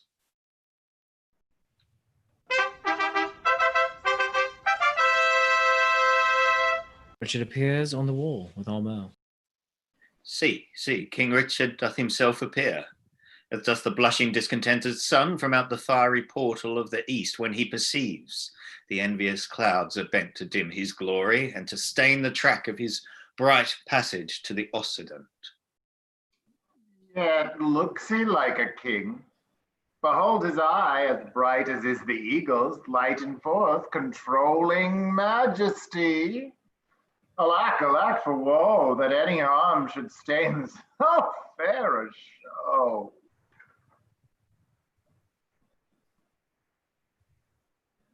We are amazed, and thus long have we stood, to watch the fearful bending of thy knee, because we thought ourself thy lawful king. And if we be, how dare thy joints forget to pay their awful duty to our presence? If we be not, show us the hand of God that hath dismissed us from our stewardship. For well we know no hand of blood and bone can gripe the sacred handle of our scepter, unless he do profane, steal, or usurp. And though you think that all as you have done have torn their souls by turning them from us, and we are barren and bereft of friends, yet know, my master, God omnipotent, is mustering in his clouds on our behalf armies of pestilence, and they shall strike your children yet unborn and unbegot, that lift your vassal hands against my head and threat the glory of my precious crown. Tell Bolingbroke, for yon methinks he stands, that every stride he makes upon my land is dangerous treason. He is come to open the purple testament of bleeding war. But ere the crown he looks for live in peace, 10,000 bloody crowns of mothers' sons shall ill become the flower of England's face, change the complexion of her maid pale peace to scarlet indignation, and bedew her pastures grass with faithful English blood. King of heaven, forbid our Lord the King should so with civil and uncivil arms be rushed upon. Thy thrice noble cousin, Harry Bolingbroke, doth humbly kiss thy hand, and by the honorable tomb he swears that stands upon your royal grandsire's bones, and by the royalties of both your bloods, currents that spring from one most gracious head, and by the buried hand of warlike Gaunt, and by the worth and honor of himself, comprising all that may be sworn and said, his coming hither hath no further scope than for his lineal royalties, and to beg enfranchisement immediate on his knees, which on thy royal party granted once, his glittering arms he will commend to rust, his barbed steeds to stables, his heart to faithful service of your majesty. This swears he, as he is a prince and just, and as I am a gentleman, I credit him. Northumberland, say thus the king returns. His noble cousin is right welcome hither, and all the number of his fair demands shall be accomplished without contradiction. With all the gracious utterance thou hast, speak to his gentle hearing kind commands. We do debase ourselves, cousin, do we not, to look so poorly and to speak so fair? Shall we call back Northumberland and send defiance to the traitor, and so die? No, good my lord. Let's fight with gentle words, till time lend friends, and friends their helpful swords. God, oh God, that ere this tongue of mine that laid the sentence of dread banishment on yon proud man should take it off again with words of sooth. Oh, that I were as great as is my grief, or lesser than my name, or that I could forget what I have been, or not remember what I must be now. Swell'st thou, proud heart? I'll give thee scope to beat, since foes have scope to beat both thee and me. Northumberland comes back from Bolingbroke. What must the king do now? Must he submit? The king shall do it. Must he be deposed? The king shall be contented. Must he lose the name of king? In God's name, let it go. I'll give my jewels for a set of beads, my glorious palace for a hermitage, my gay apparel for an almsman's gown, my figured goblets for a dish of wood, my scepter for a palmer's walking staff, my subjects for a pair of carved saints, my little kingdom for a little grave, a little grave, an obscure grave, or I'll be buried in the king's highway, some way of common trade where subjects' feet may hourly trample on their sovereign's head. For on my heart they tread now whilst I live, and buried once, why not upon my head? O Merle, thou weepest, my tender-hearted cousin. We'll make foul weather with despised tears. Our sighs and they shall lodge the summer corn and make a dearth in this revolting land. Or shall we play the wantons with our woes, and make some pretty match with shedding tears? And thus, to drop them still upon one place, till they have fretted us a pair of graves within the earth, and therein laid. There lies two kinsmen, digged their graves with weeping eyes. Would not this ill do well? Well, I see, I talk but idly, and you laugh at me. Most mighty prince, my lord Northumberland, what says King Bolingbroke? Will his majesty give Richard leave to live till Richard die? You make a leg, and Bolingbroke says aye. My lord, in base court he doth attend to speak with you. May it please you come down. Down, down I come, like glistering phaeton, wanting the manage of unruly jades, in the base court, where kings grow base, to come at traitors' calls and do them grace. In the base court come down, down court, down king, for night owls shriek where mounting larks should sing. Richard exits above, and Northumberland returns to Bolingbroke. What says His Majesty? Sorrow and grief of heart makes him speak fondly like a frantic man. Yet he has come. Enter Richard. Stand all apart and show fair duty to His Majesty, my gracious lord. Fair cousin, you debase your princely knee to make the base earth proud with kissing it. Me rather had my heart might feel your love than my unpleased eyes see your courtesy. Up, cousin, up!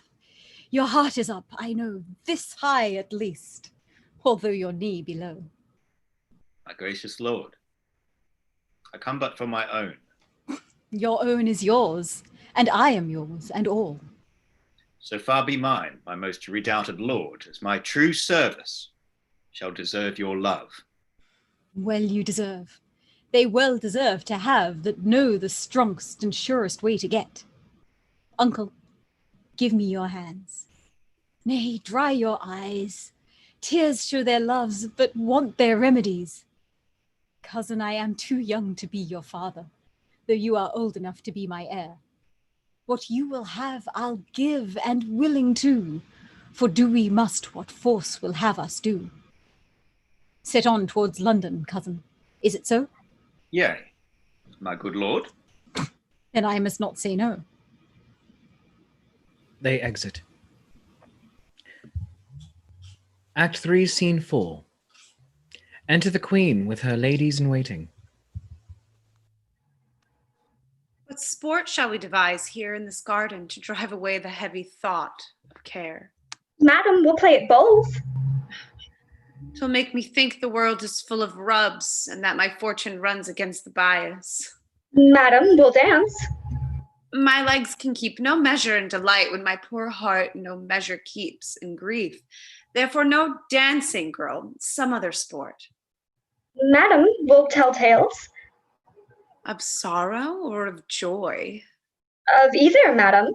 Of neither, girl, for if of joy being altogether wanting, it doth remember me the more of sorrow, or if of grief being altogether had, it adds more sorrow to my want of joy. For what I have I need not to repeat, and what I want it boots not to complain. Madam, I'll sing. 'Tis well that thou hast cause, but thou shouldst please me better wouldst thou weep. I could weep, madam, would it do you good? And I could sing would weep me do me good, and never borrow any tear of thee. Enter a gardener and 2 serving men. But stay here, come the gardeners. Let's step into the shadow of these trees, my wretchedness unto a row of pins. They will talk of state, for everyone doth so against a change. Woe is for run with woe. Go, bind up that young dappling apricots, which, like unruly children, make their sire stoop with oppression of their prodigal way. Give some supportance to the bending of twigs. Go thou and, like an executioner, cut off the heads of 2 fast-growing sprays that look too lofty in our commonwealth. Oh, all must be even in our government. You thus employed, I will go root away the noisome weeds which, without profit, suck the soil's fertility from wholesome flowers.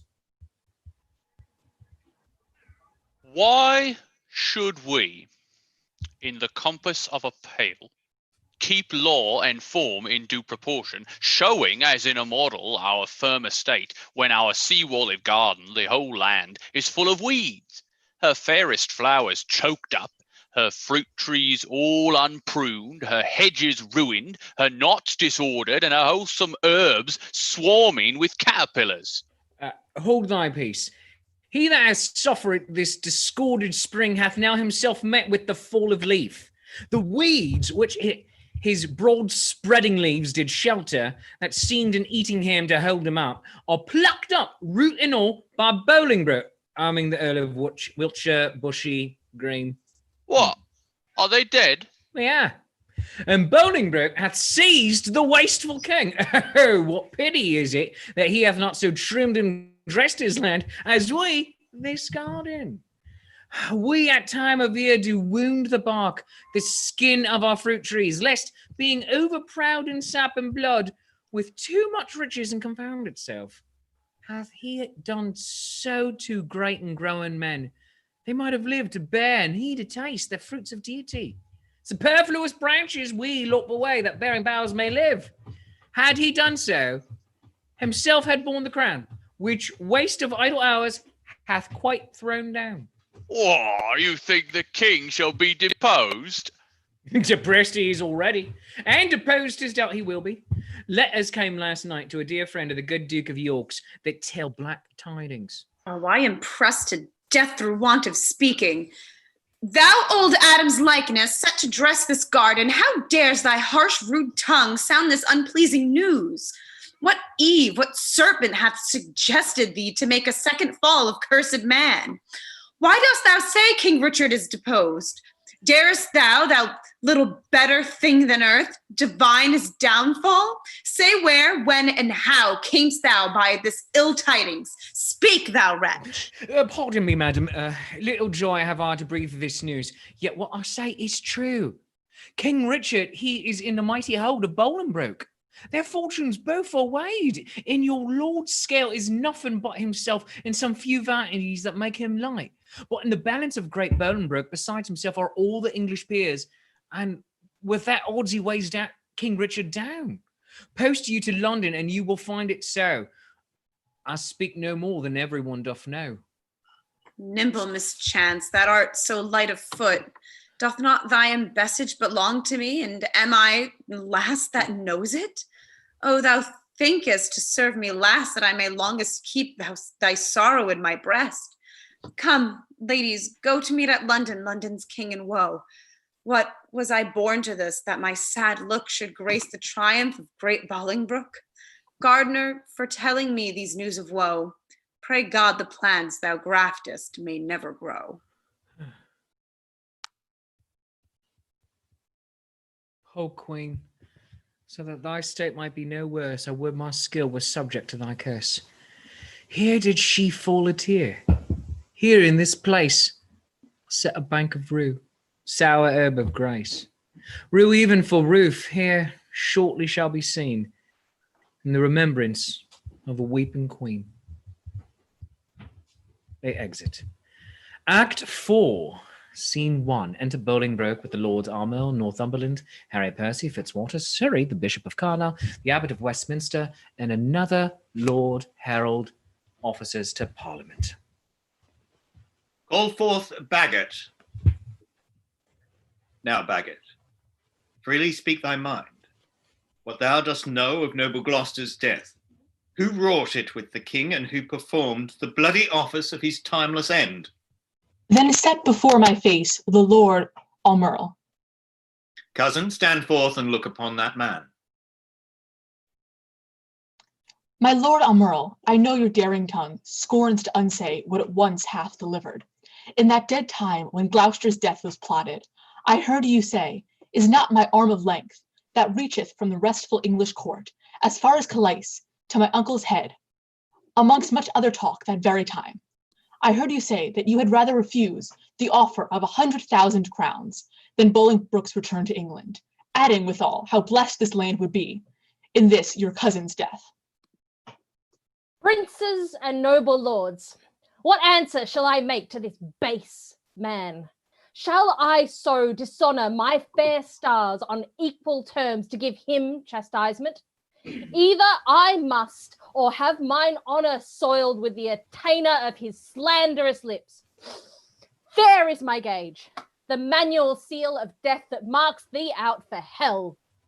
I say thou liest, and will maintain what thou hast said is false in thy heart blood, though being all too base to stain the temper of my knightly sword. Bagot forbear, thou shalt not take it up.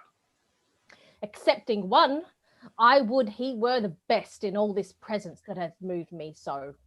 Thy valor stand on sympathy. There is my gage, O Merle, engaged to thine, by that fair sun which shows me where thou standest. I hear thee say, and vauntingly thou speakest, that thou wert cause of noble Gloucester's death. If thou denies it 20 times, thou liest. And if I will turn thy falsehood to thy heart, where it was forged with my rapier's point. Thou darest, coward, live to see that day. If that thy valor stand on sympathy, but be there's if that thy valor stand on sympathy, there is my gage, O Merle, engaged to thine, by their fair sun which shows me that where thou standest. I hear thee say, and vauntingly they spake it. Fitzwater, thou art damned to hell for this. Oh, Merle, thou liest. His honor is as true in this appeal as thou art all unjust. And that thou art so, there I throw my gage, and prove it on thee to the extremest point of mortal breathing. Seize it if thou darest. And if I do not, may my hands rot off, and never brandish more revengeful steel over the glittering helmet of my foe. I task the earth to the like, forsworn O Merle, and spur thee on with full as many lies as may be hollowed in thy treacherous ear, from sun to sun. There's my honor's pawn. Enlarge it to the trial if thou darest. Who else? Who sets me else? By heaven, I'll throw it all. I have 1,000 spirits in one breast to answer 20,000 such as you. My lord Fitzwater, I do remember well the very time Merle and you did talk. It's very true. You were in presence then, and you can witness with me this is true.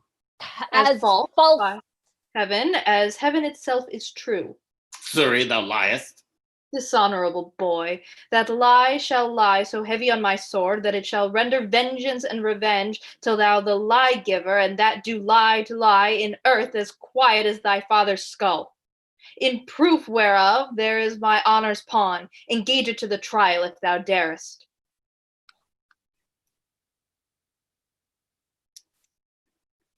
Fondly dost thou spur a forward horse. If I dare eat or drink or breathe or live, I dare meet Surrey in a wilderness and spit upon him whilst I say he lies, and lies, and lies. There is my bond of faith to tie thee to my strong correction. As I intend to thrive in this new world, Merle is guilty of my true appeal. Besides, I heard the banished Norfolk say that thou, Merle, didst send 2 of thy men to execute the noble Duke at Calais. Some honest Christian, trust me with a gauge. That, Norfolk, lies. Here do I throw down this, if he may be repealed to try his honour. These differences shall all rest under gage till Norfolk be repealed.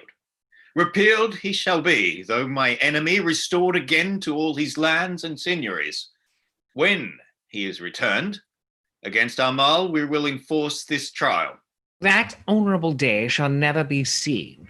For many a time hath banished Norfolk fought for Jesu Christ in glorious Christian field, streaming the ensign of the Christian cross against black pagans, Turks and Saracens, and toiled with works of war, retired himself to Italy, and there at Venice gave his body to that pleasant country's earth, and his pure soul unto his captain, Christ, under whose colours he had fought so long. Why, Bishop, is Norfolk dead? As surely as I live, my lord. Sweet peace conduct his sweet soul to the bosom of good old Abraham. Lords Appellants, your differences shall all rest under gage till we assign you to your days of trial. Into York.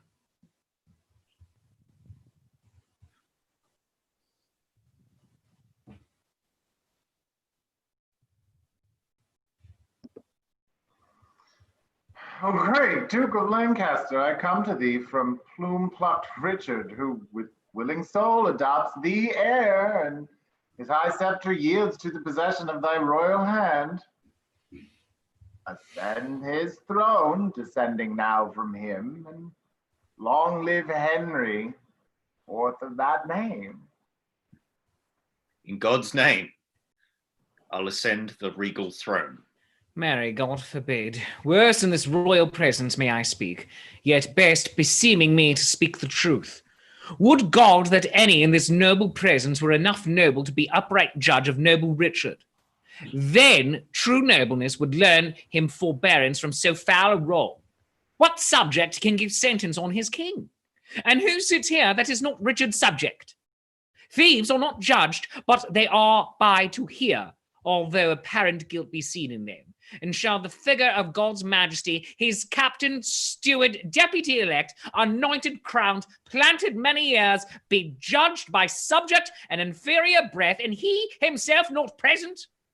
Oh, forfend it, God, that in a Christian climate souls refined should show so heinous, black, obscene a deed. I speak to subjects, and a subject speaks, stirred up by God thus boldly for his king.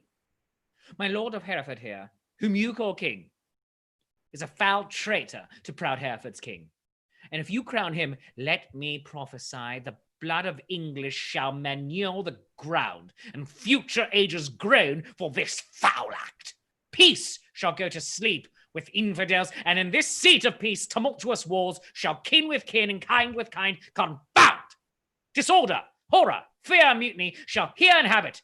In this land be called the field of Golgotha and dead men's skulls. Oh, if you raise this house against this house, it will the woefulest division prove that ever fell upon this cursed earth. Prevent it, resist it, let it not be so, lest child's children cry against you woe. Well have you argued, sir, and for your pains of capital treason we arrest you here. My Lord of Westminster, be it your charge to keep him safely till his day of trial. May it please you, lords, to grant the Commons' suit. Fetch hither Richard, that in common view he may surrender. So we shall proceed without suspicion. I will be his conduct. Lords, you that are here under arrest, procure your sureties for your days of answer. Little are we beholding to your love, and little looked for at your helping hands. And to Richard and York.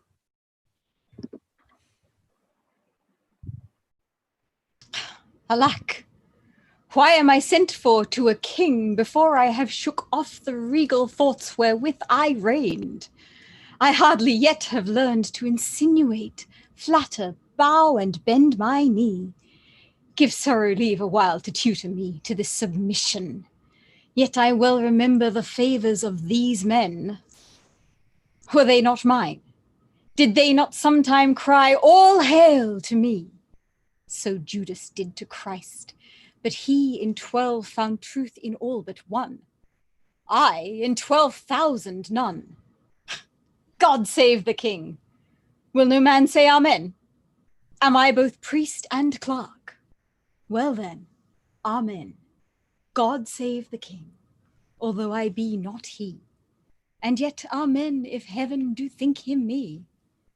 To do what service am I sent for hither?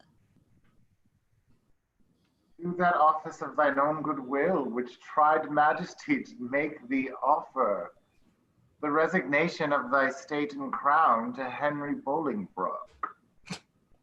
Give me the crown. Here, cousin, seize the crown. Here, cousin, on this side my hand, on that side thine. Now is this golden crown like a deep well that owes 2 buckets, filling one another, the emptier ever dancing in the air, the other down, unseen and full of water. That bucket down and full of tears am I, drinking my griefs, whilst you mount up on high. I thought you had been willing to resign. My crown I am, but still my griefs are mine. You may my glories and my state depose, but not my griefs. Still am I king of those. Out of your cares, you give me with your crown. Your cares set up do not pluck my cares down. My care is loss of care, by old care done. Your care is gain of care, by new care won. The cares I give I have, though given away. They tend the crown, yet still with me they stay. Are you contented to resign the crown? I know, no I, for I must nothing be. Therefore, no, for I resign to thee. Now, mark me how I will undo myself. I give this heavy weight from off my head, and this unwieldy scepter from my hand, the pride of kingly sway from out my heart. With mine own tears I wash away my balm, with my own hands I give away my crown, with mine own tongue deny my sacred state, with mine own breath release all duteous oaths. All pomp and majesty I do forswear, my manners, rents, revenues I forego, my acts, degrees, and statutes I deny. God pardon all oaths that are broke to me. God keep all vows unbroke are made to thee. Make me, that nothing have, with nothing grieved, and thou with all pleased that hath all achieved. Long mayst thou live in Richard's seat to sit, and soon lie Richard in an earthly pit. God save King Henry, unkinged Richard says, and send him many years of sunshine days. What more remains? No more, but that you read these accusations and these grievous crimes committed by your person and your followers against the state and profit of this land, that by confessing them, the souls of men may deem that you are worthily deposed. Must I do so? And must I ravel out my weaved up follies? Gentle Northumberland, if thy offences were upon record, would it not shame thee in so fair a troop to read a lecture of them? If thou wouldst, there shouldst thou find one heinous article containing the deposing of a king, and cracking the strong warrant of an oath, marked with a blot, damned in the book of heaven. Nay, all of you that stand and look upon me, whilst that my wretchedness doth bate myself, though some of you, with Pilate, wash your hands, showing an outward pity, yet you pilots have here delivered me to my sour cross, and water cannot wash away your sin. My lord, dispatch. Read o'er these articles. Mine eyes are full of tears, I cannot see, and yet salt water blinds them not so much that they can see a sort of traitors here. Nay, if I turn mine eyes upon myself, I find myself a traitor with the rest, for I have given here my soul's consent to undeck the pompous body of a king, made glory base, sovereignty a slave, proud majesty a subject, state a peasant. My lord. No lord of mine, thou haught insulting man, nor no man's lord. I have no name, no title, no, not that name was given me at the font, but 'tis usurped. Alack, the heavy day, that I have worn so many winters out, and know not now what name to call myself. Oh, that I were a mockery king of snow, standing before the son of Bolingbroke, to melt myself away in water drops. Good king, great king, and yet not greatly good. And if my word be sterling yet in England, let it command a mirror hither straight, that it may show me what a face I have, since it is bankrupt of his majesty. Go, some of you, and fetch a looking glass. An attendant exits. Read o'er this paper while the glass doth come. Fiend, thou torment'st me ere I am come to hell. Urge it no more, my lord Northumberland. The commons will not then be satisfied. They shall be satisfied. I'll read enough when I do see the very book indeed where all my sins are writ, and that's myself. Give me that glass, and therein I will read. No deeper wrinkles yet? Hath sorrow struck so many blows upon this face of mine, and made no deeper wounds? Oh, flattering glass, like to my followers in prosperity, thou dost beguile me. Was this face the face that every day under his household roof did keep 10,000 men? Was this the face that like the sun did make beholders wink? Is this the face which faced so many follies, that was at last outfaced by Bolingbroke? A brittle glory shineth in this face, as brittle as the glory is the face. For there it is, cracked in 100 shivers. Mark, silent king, the moral of this sport. How soon my sorrow hath destroyed my face. The shadow of your sorrow hath destroyed the shadow of your face. Say that again. The shadow of my sorrow? Ah, let's see. 'Tis very true. My grief lies all within, and these external manners of laments are merely shadows to the unseen grief that swells with silence in the tortured soul. There lies the substance, and I thank thee, King, for thy great bounty, that not only givest me cause to wail, but teachest me the way how to lament the cause. I'll beg one boon, and then be gone and trouble you no more. Shall I obtain it? Name it, fair cousin. Fair cousin, I am greater than a king, for when I was a king, my flatterers were then but subjects. Being now a subject, I have a king here to be my flatterer. Being so great, I have no need to beg. Yet ask. And shall I have? You shall. Then give me leave to go. Whither?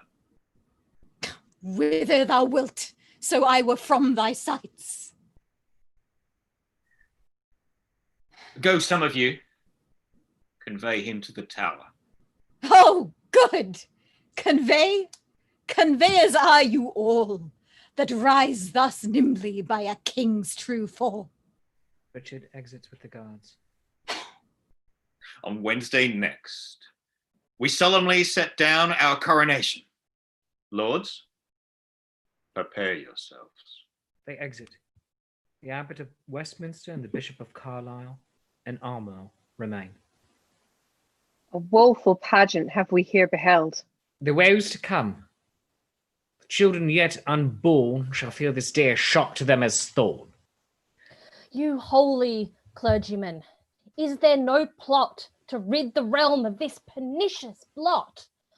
My lord, before I freely speak my mind herein, you shall not only take the sacrament to bury mine intents, but also to effect whatever I shall happen to devise.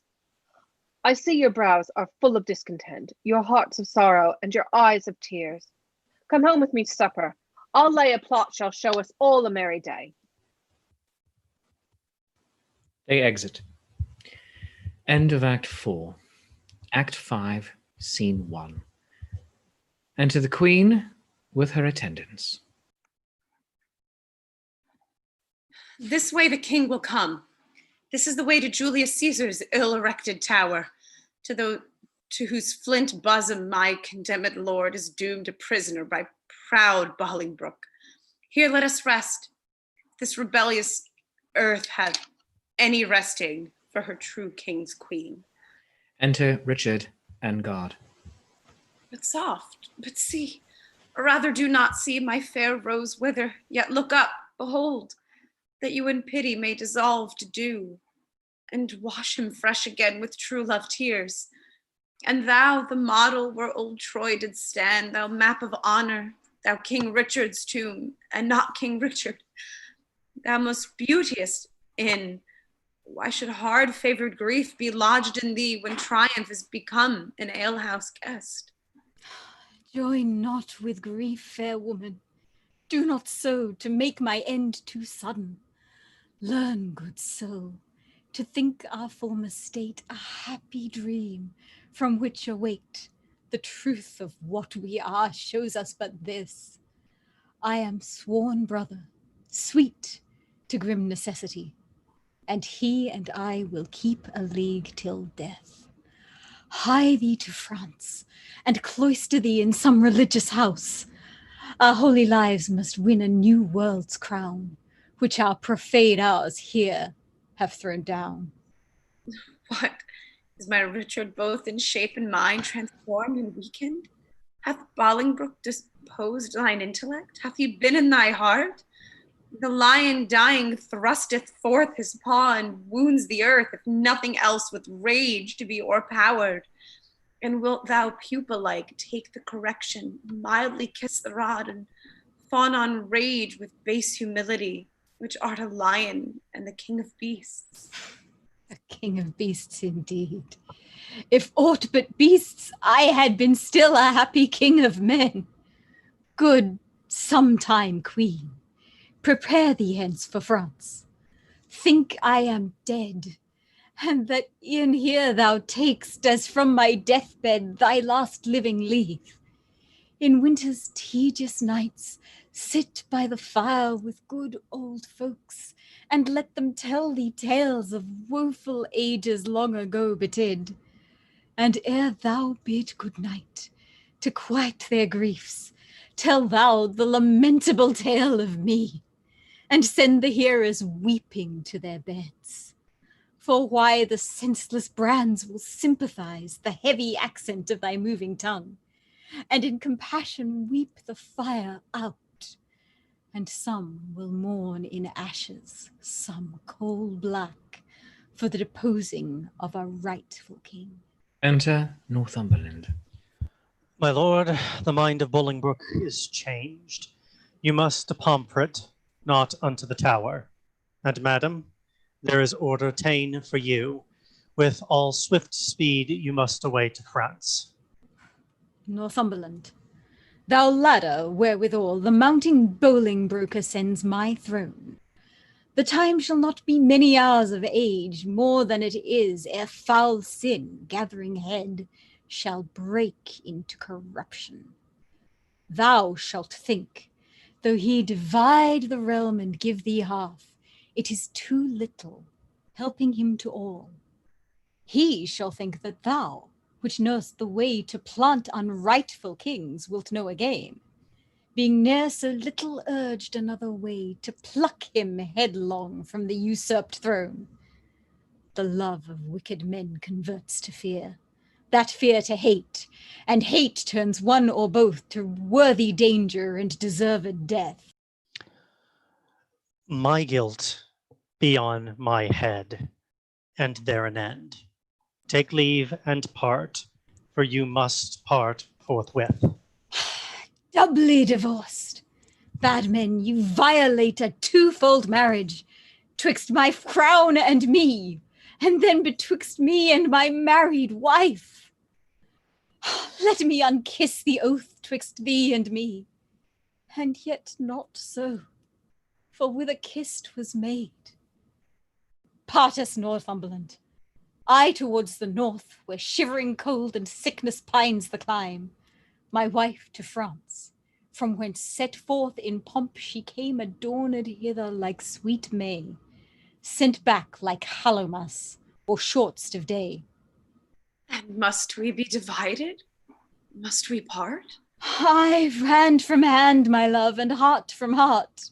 Banish us both and send the king with me. That were some love, but little policy. And whither he goes, thither let me go. So two together weeping make one woe. Weep thou for me in France, I for thee here. Better far off than near, be near the near. Go, count thy way with sighs, I mine with groans. So longest way shall have the longest moans. Twice for one step I'll groan, the way being short, and piece the way out with a heavy heart. Come, come, in wooing sorrow let's be brief, since, wedding it, there is such length in grief. One kiss shall stop our mouths, and dumbly part. Thus give I mine, and thus take I thy heart. Give me mine own again, for no good part to take on me to keep and kill thy heart. So now I have mine own again, begone, that I may strive to kill it with a groan. We make woe wanton with this fond delay. Once more, adieu. The rest let sorrow say. The exit. Act 5, Scene 2. Enter the Duke of York and the Duchess. My lord, you told me what you would tell the rest when weeping made you break story off of our two cousins coming into London. Where did I leave? At that sad spot, my lord, where rude misgoverned hands from windows tops threw dust and rubbish on King Richard's head. And as I said, the Duke, great Bolingbroke, mounted upon a hot and fiery steed, which his aspiring rider seemed to know, with slow but stately pace kept on his course, while all tongues cried, God save thee, Bolingbroke. Oh, you would have thought the very windows spake, so many greedy looks of young and old through casement started their desiring eyes upon his visage, and that's all the walls with painted imagery had said at once, Jesu preserve thee, welcome, Bolingbroke. Whilst he, from the one side to the other turning, bareheaded, lower than his proud steed's neck, bespake them thus, I thank you, countrymen, and thus still doing, thus he passed along. Alack, poor Richard, where rode he the whilst? Oh, as in a theater, the eyes of men, after a well-graced actor leaves the stage, are idly bent on him that enters next, thinking his prattle to be tedious. Even so, and with much more contempt, men's eyes did scowl upon gentle Richard. No man cried, God save him. No joyful tongue gave him welcome home, but dust was thrown upon his sacred head. With such gentle sorrow he shook off, his face still combating with tears and smiles, the badges of his grief and patience. But had not God, for some strong purpose, steeled the hearts of men, they must perforce have melted, and barbarism itself have pitied him. But heaven hath a hand in these events, to whose high will be bound our calm contents. To Bolingbroke, as we are sworn subjects now, whose state of honor eye for eye allow. Enter Armel. Here comes my son, Amural. Armel that was, but that is lost for being Richard's friend. Ah, madam, you must call him Rutland now. I am in Parliament pledged for his truth and lasting fealty to this new-made king. Welcome, my son. Who are the violets now that strew that green lap of new come spring? Madam, I know not, nor I greatly care not. God knows I had as lief be none as one. Well, fare you well in this new spring of time, lest you be cropped before you come to prime. What news from Oxford? Do these jousts and triumphs hold? For aught I know, my lord, they do. You will be there, I know. If God prevent not, I purpose so. What seal is it that hangs without thy bosom? Yet look'st thou pale. Let me see the writing. My lord, 'tis nothing. No matter, then, who see it? I will be satisfied. Let me see the writing. I do beseech your grace to pardon me. It is a matter of small consequence, which for some reasons I would not have seen. which for some reason, sir, I mean to see. I fear.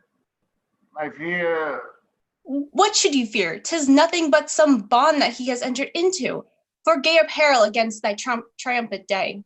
Bound to himself? What doth he with a bond that he is bound to? Wife, how art a fool?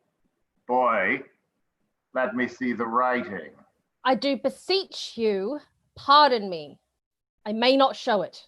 I will be satisfied. Let me see it, I say.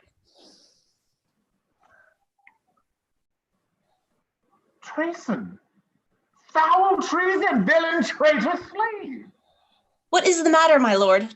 Oh, who is within there? Saddle my horse. God, for his mercy, what treachery is here? Why, what is it, my lord? Give me my boots, I say. Saddle my horse.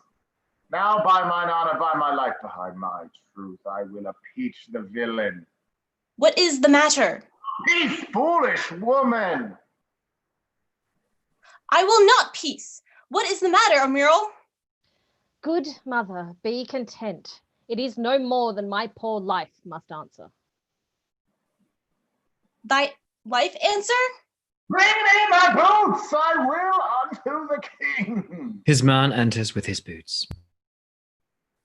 Strike him, Amiral. Poor boy, thou art amazed. Hence, villain, never more come in my sight. Give me my boots, I say. Why, York, wilt thou do? Wilt thou not hide in the trespass of thine own? Have we more sons? Or are we like to have? Is it not my teeming date drunk with time? And wilt thou pluck my fair son from mine age, and rob me of a happy mother's name? Is he not like thee? Is he not thine own? Thou fond, mad woman. Wilt thou conceal this dark conspiracy? Oh, a dozen of them have taken the sacrament and interchangeably set down their hands to kill the king at Oxford. He shall be none. He'll keep him here. Then what is that to him? Away, fond woman! Were he 20 times my son, I would impeach him. Hadst thou groaned for him as I have done, thou wouldst be more pitiful. But now I know thy mind. Thou dost suspect that I have been disloyal to thy bed, and that he is a bastard, not thy son. Sweet York, sweet husband, be not that of mind. He is like thee as man may be, not like to me or any of my kin, and yet I love him. Make way, unruly woman. Exit York. After Amiral, mount thee upon his horse, spur post, and get before him to the king. I'll not be long behind, though I be old. I doubt not, but to ride as fast as York, and never will I rise up from the ground, till Bolingbroke have pardoned thee. Away, be gone. They exit. Act 5, Scene 3. Enter the king with his nobles. Can no man tell me of my unthrifty son? 'Tis full 3 months since I did last see him. If any plague hang over us, 'tis he. I would to God, my lords, he might be found. Inquire at London amongst the taverns there, for there, they say, he daily doth frequent with unrestrained loose companions. Even such, they say, as stand in narrow lanes and beat our watch and rob our passengers, whilst he, young wanton and effeminate boy, takes on the point of honour to support so dissolute a crew. My lord, some 2 days since I saw the prince and told him of the triumphs held at Oxford. And what said the gallant? His answer was he would unto the stews and from the commonest creature pluck a glove and wear it as a favour.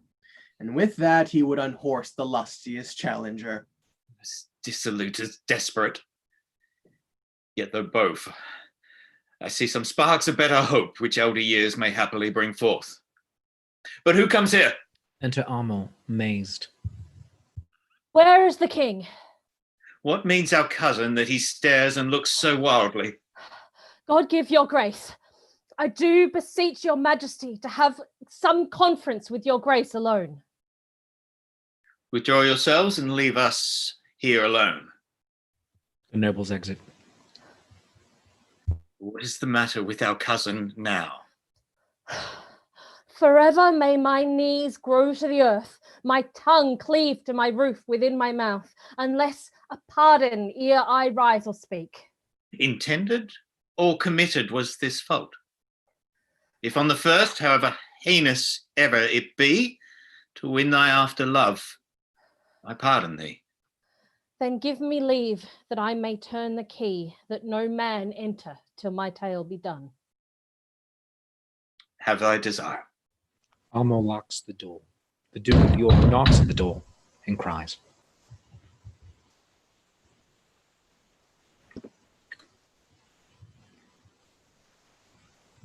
Open the door, secure foolhardy king. Shall I, love, speak treason to thy face? Open the door, I will break it open.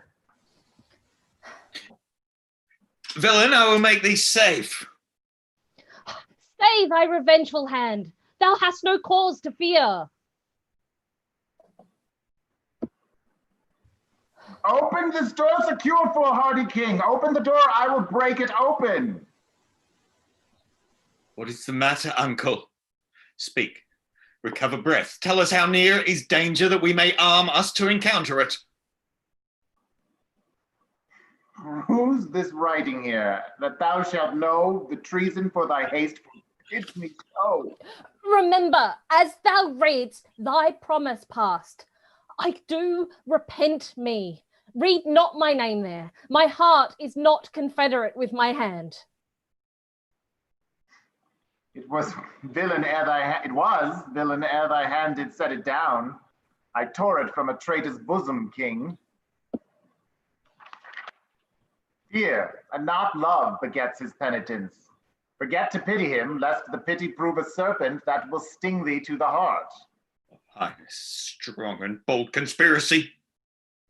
O father, loyal father of a treacherous son, thou sheer, immaculate and silver fountain from whence this stream through muddy passages have held his current and defiled himself. Thy overflow of good converts to bad, and thy abundant goodness shall excuse this deadly blot in thy digressing son. So shall my virtue be his vices bawd, and he shall spend mine honor with his shame. As thriftless sons their scraping father's gold, mine honor lives, or his dishonor dies. Or my shamed life in his dishonor lies. Thou killest me in life, giving him breath. The traitor lives, a true man put to death. What ho, my liege! For God's sakes, let me in. What shrill voiced supplicant makes this eager cry? A woman and thy aunt, great king. 'Tis I. Speak with me, pity me, open the door. A beggar begs that never begged before. I've seen he's altered from a serious thing and now changed to the beggar and the king. My dangerous cousin, let your mother in. I know she is to come to pray for your foul sin. Armand opens the door. The Duchess of York enters and kneels. If thou do pardon whosoever pray, more sins for this forgiveness prosper may. This festive joint cut off, the rest sound. This let alone will be all the rest confound. O king, believe not this hard-hearted man. Loving not itself, none other can. Frantic woman, what dost thou make here? Shall thy old dogs once more a traitor rear? Sweet York, be patient. Hear me, my gentle liege. Rise up, good aunt. Not yet, I thee beseech. Forever I will walk upon thy knees and never see day that happy sees, till thou give joy and thou bid me joy. By pardoning Rutland, my transgressing boy. Upon my mother's prayers, I bend my knee. Against them both my true joints bended be. Ill mayst thou thrive if thou grant any grace. Pleads he in earnest? Look upon his face. His eyes do drop no tears. His prayers are in jest. His words come from his mouth. ours from our breasts. He prays but faintly and would be denied. We pray with heart and soul all beside. We weary joints would gladly rise, I know. Our knees still kneel till the ground they grow. His prayers are full of false hypocrisy. Ours are true zeal and deep integrity. Our prayers don't outpray his, then let them have the mercy true prayer ought to have. Good aunt, stand up. Nay, do not stand up. Say pardon, first afterwards stand up. And if I thy nurse, thy tongue to teach, pardon should be the first word of thy speech. I never longed to hear a word till now. Say pardon, king, let pity teach thee how. The word is short, but not as short as sweet. No would like pardon for kings' mouths so meet. Say it in French, king!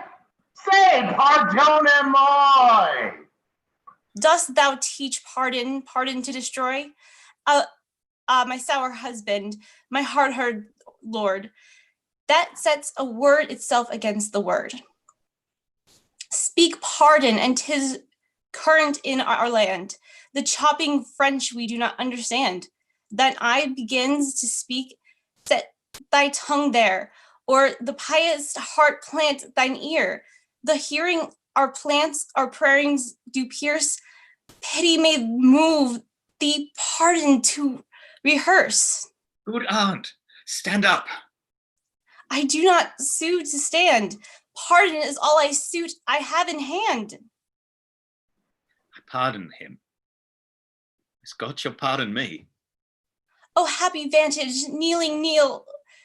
Yet I am sick for fear. Speak it again.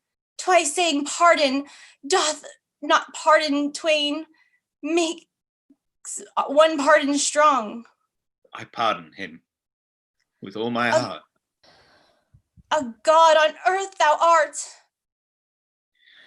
But for our trusty brother-in-law and the abbot, with all the rest of that consorted crew, destruction straight shall dog them at the heels. Good uncle, help to order several powers to Oxford or wherever these traitors are.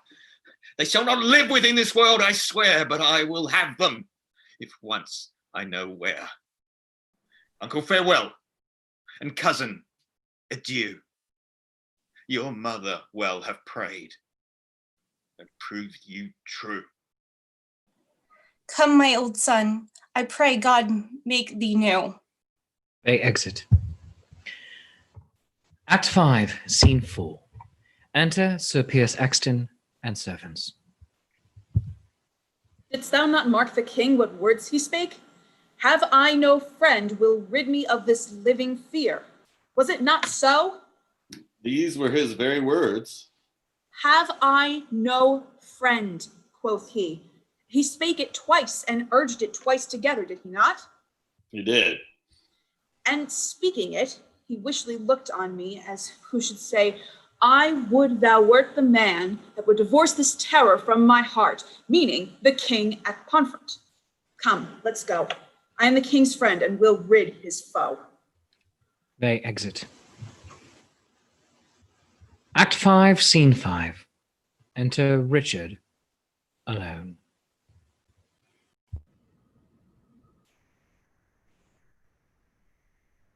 I have been studying how I may compare this prison where I live unto the world.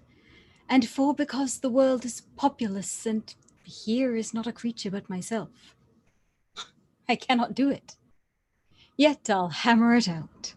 My brain I'll prove the female to my soul the father, and these two beget a generation of still breeding thoughts.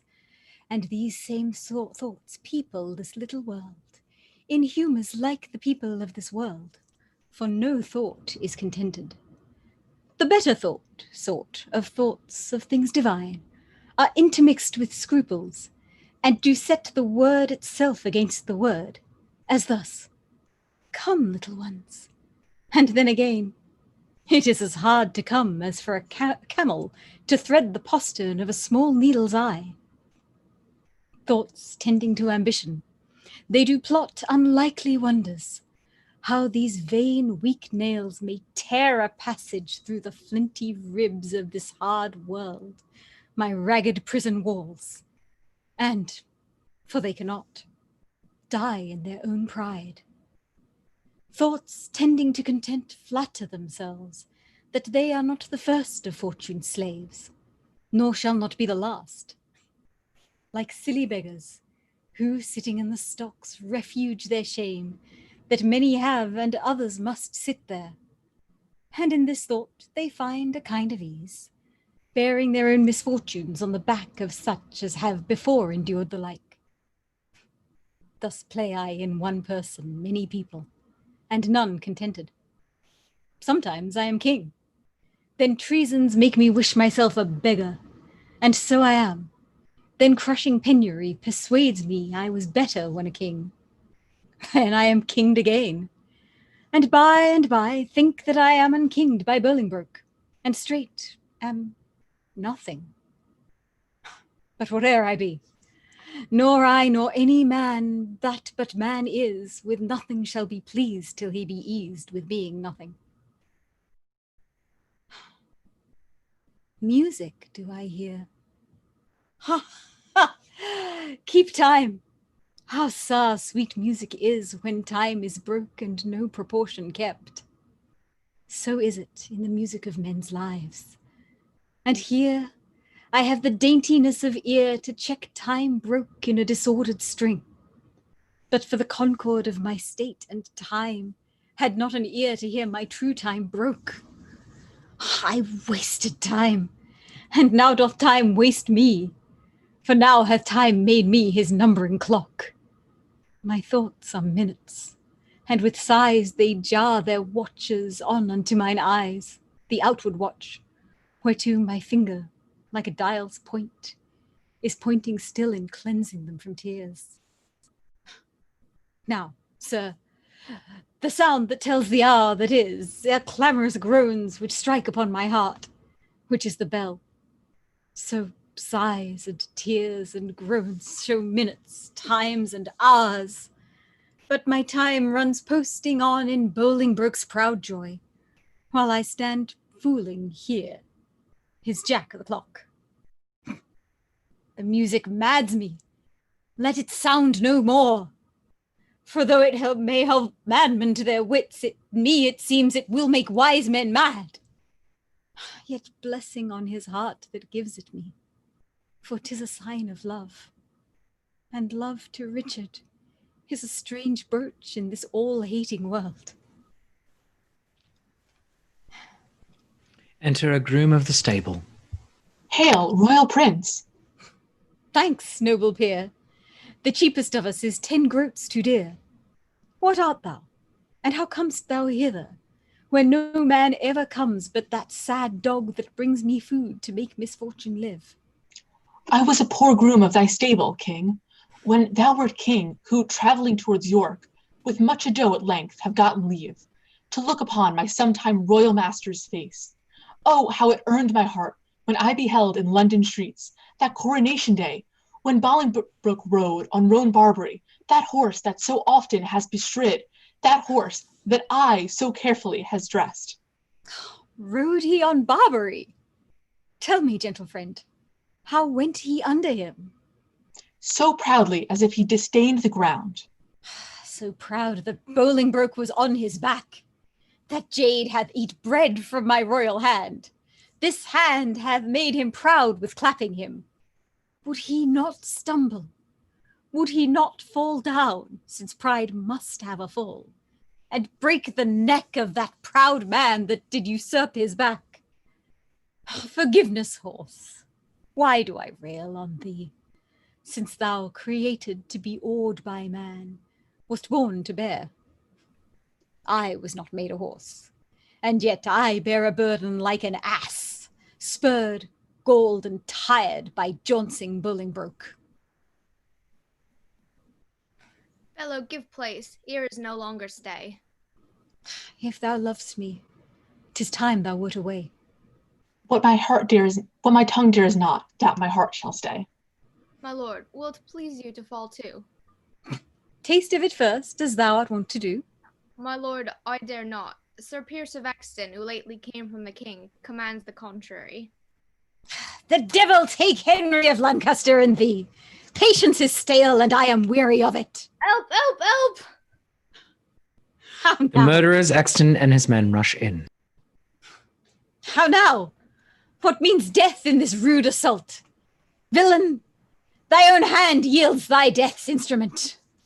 Richard seizes a weapon from the murderer and kills him with it. Go thou, and fill another room in hell. He kills another murderer. Here, Exton strikes him down. Thy hand shall burn in never-quenching fire that staggers thus my person. Exton, thy fierce hand hath with the king's own blood stained the king's own land. Mount, mount, my soul. Thy seat is up on high, whilst my gross flesh sinks downward, here to die. Richard dies. Full of valor as of royal blood, both have I spilled. O word the deed were good. For now the devil that told me I did well says that this deed is chronicled in hell. This dead king to the living king I'll bear. Take hence the rest, give them burial here. They exit with the bodies. Act 5, Scene 6. Enter King Henry with the Duke of York. Kind Uncle York, the latest news we hear is that the rebels have consumed with fire our town of Circuiter in Gloucestershire, but where they be taken or slain we hear not. Enter Northumberland. Welcome, my lord. What is thy news? First, to thy sacred state, wish I all happiness. The next news is I have to London sent the heads of Oxford, Salisbury, Blunt, and Kent. The manner of their taking may appear at large discoursed in this paper here. We thank thee, gentle Percy, for thy pains, and to thy worth will add right worthy gains. Enter Lord Fitzwater.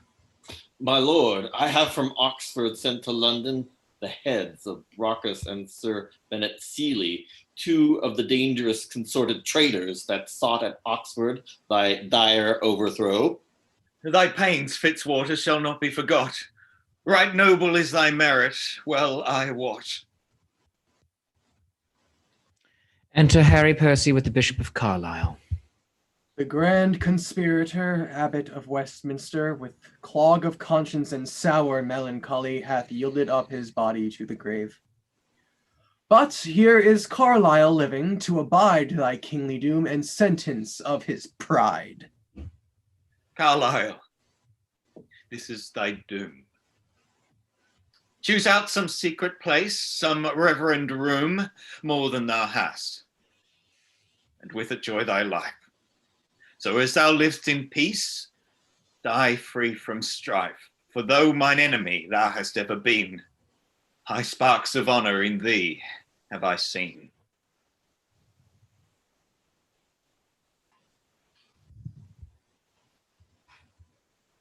Enter Exton and the serving men with the coffin. Great king, within this coffin I present thy buried fear.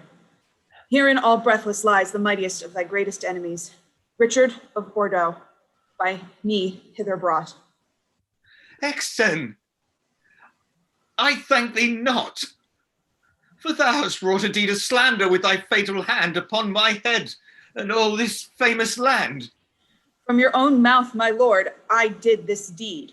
They love not the poison that do poison need, nor do I thee.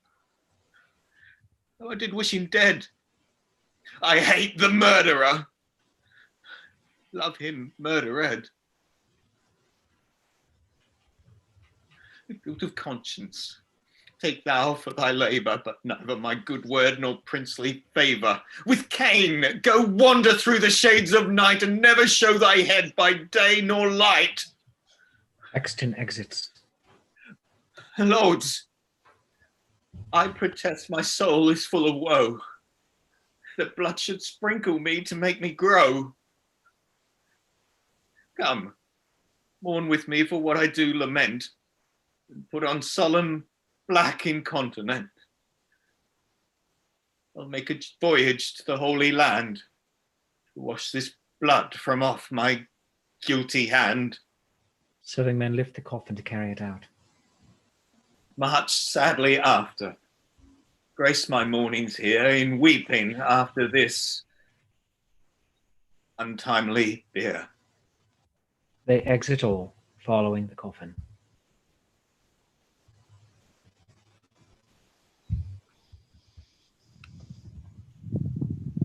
You for joining us for Richard II.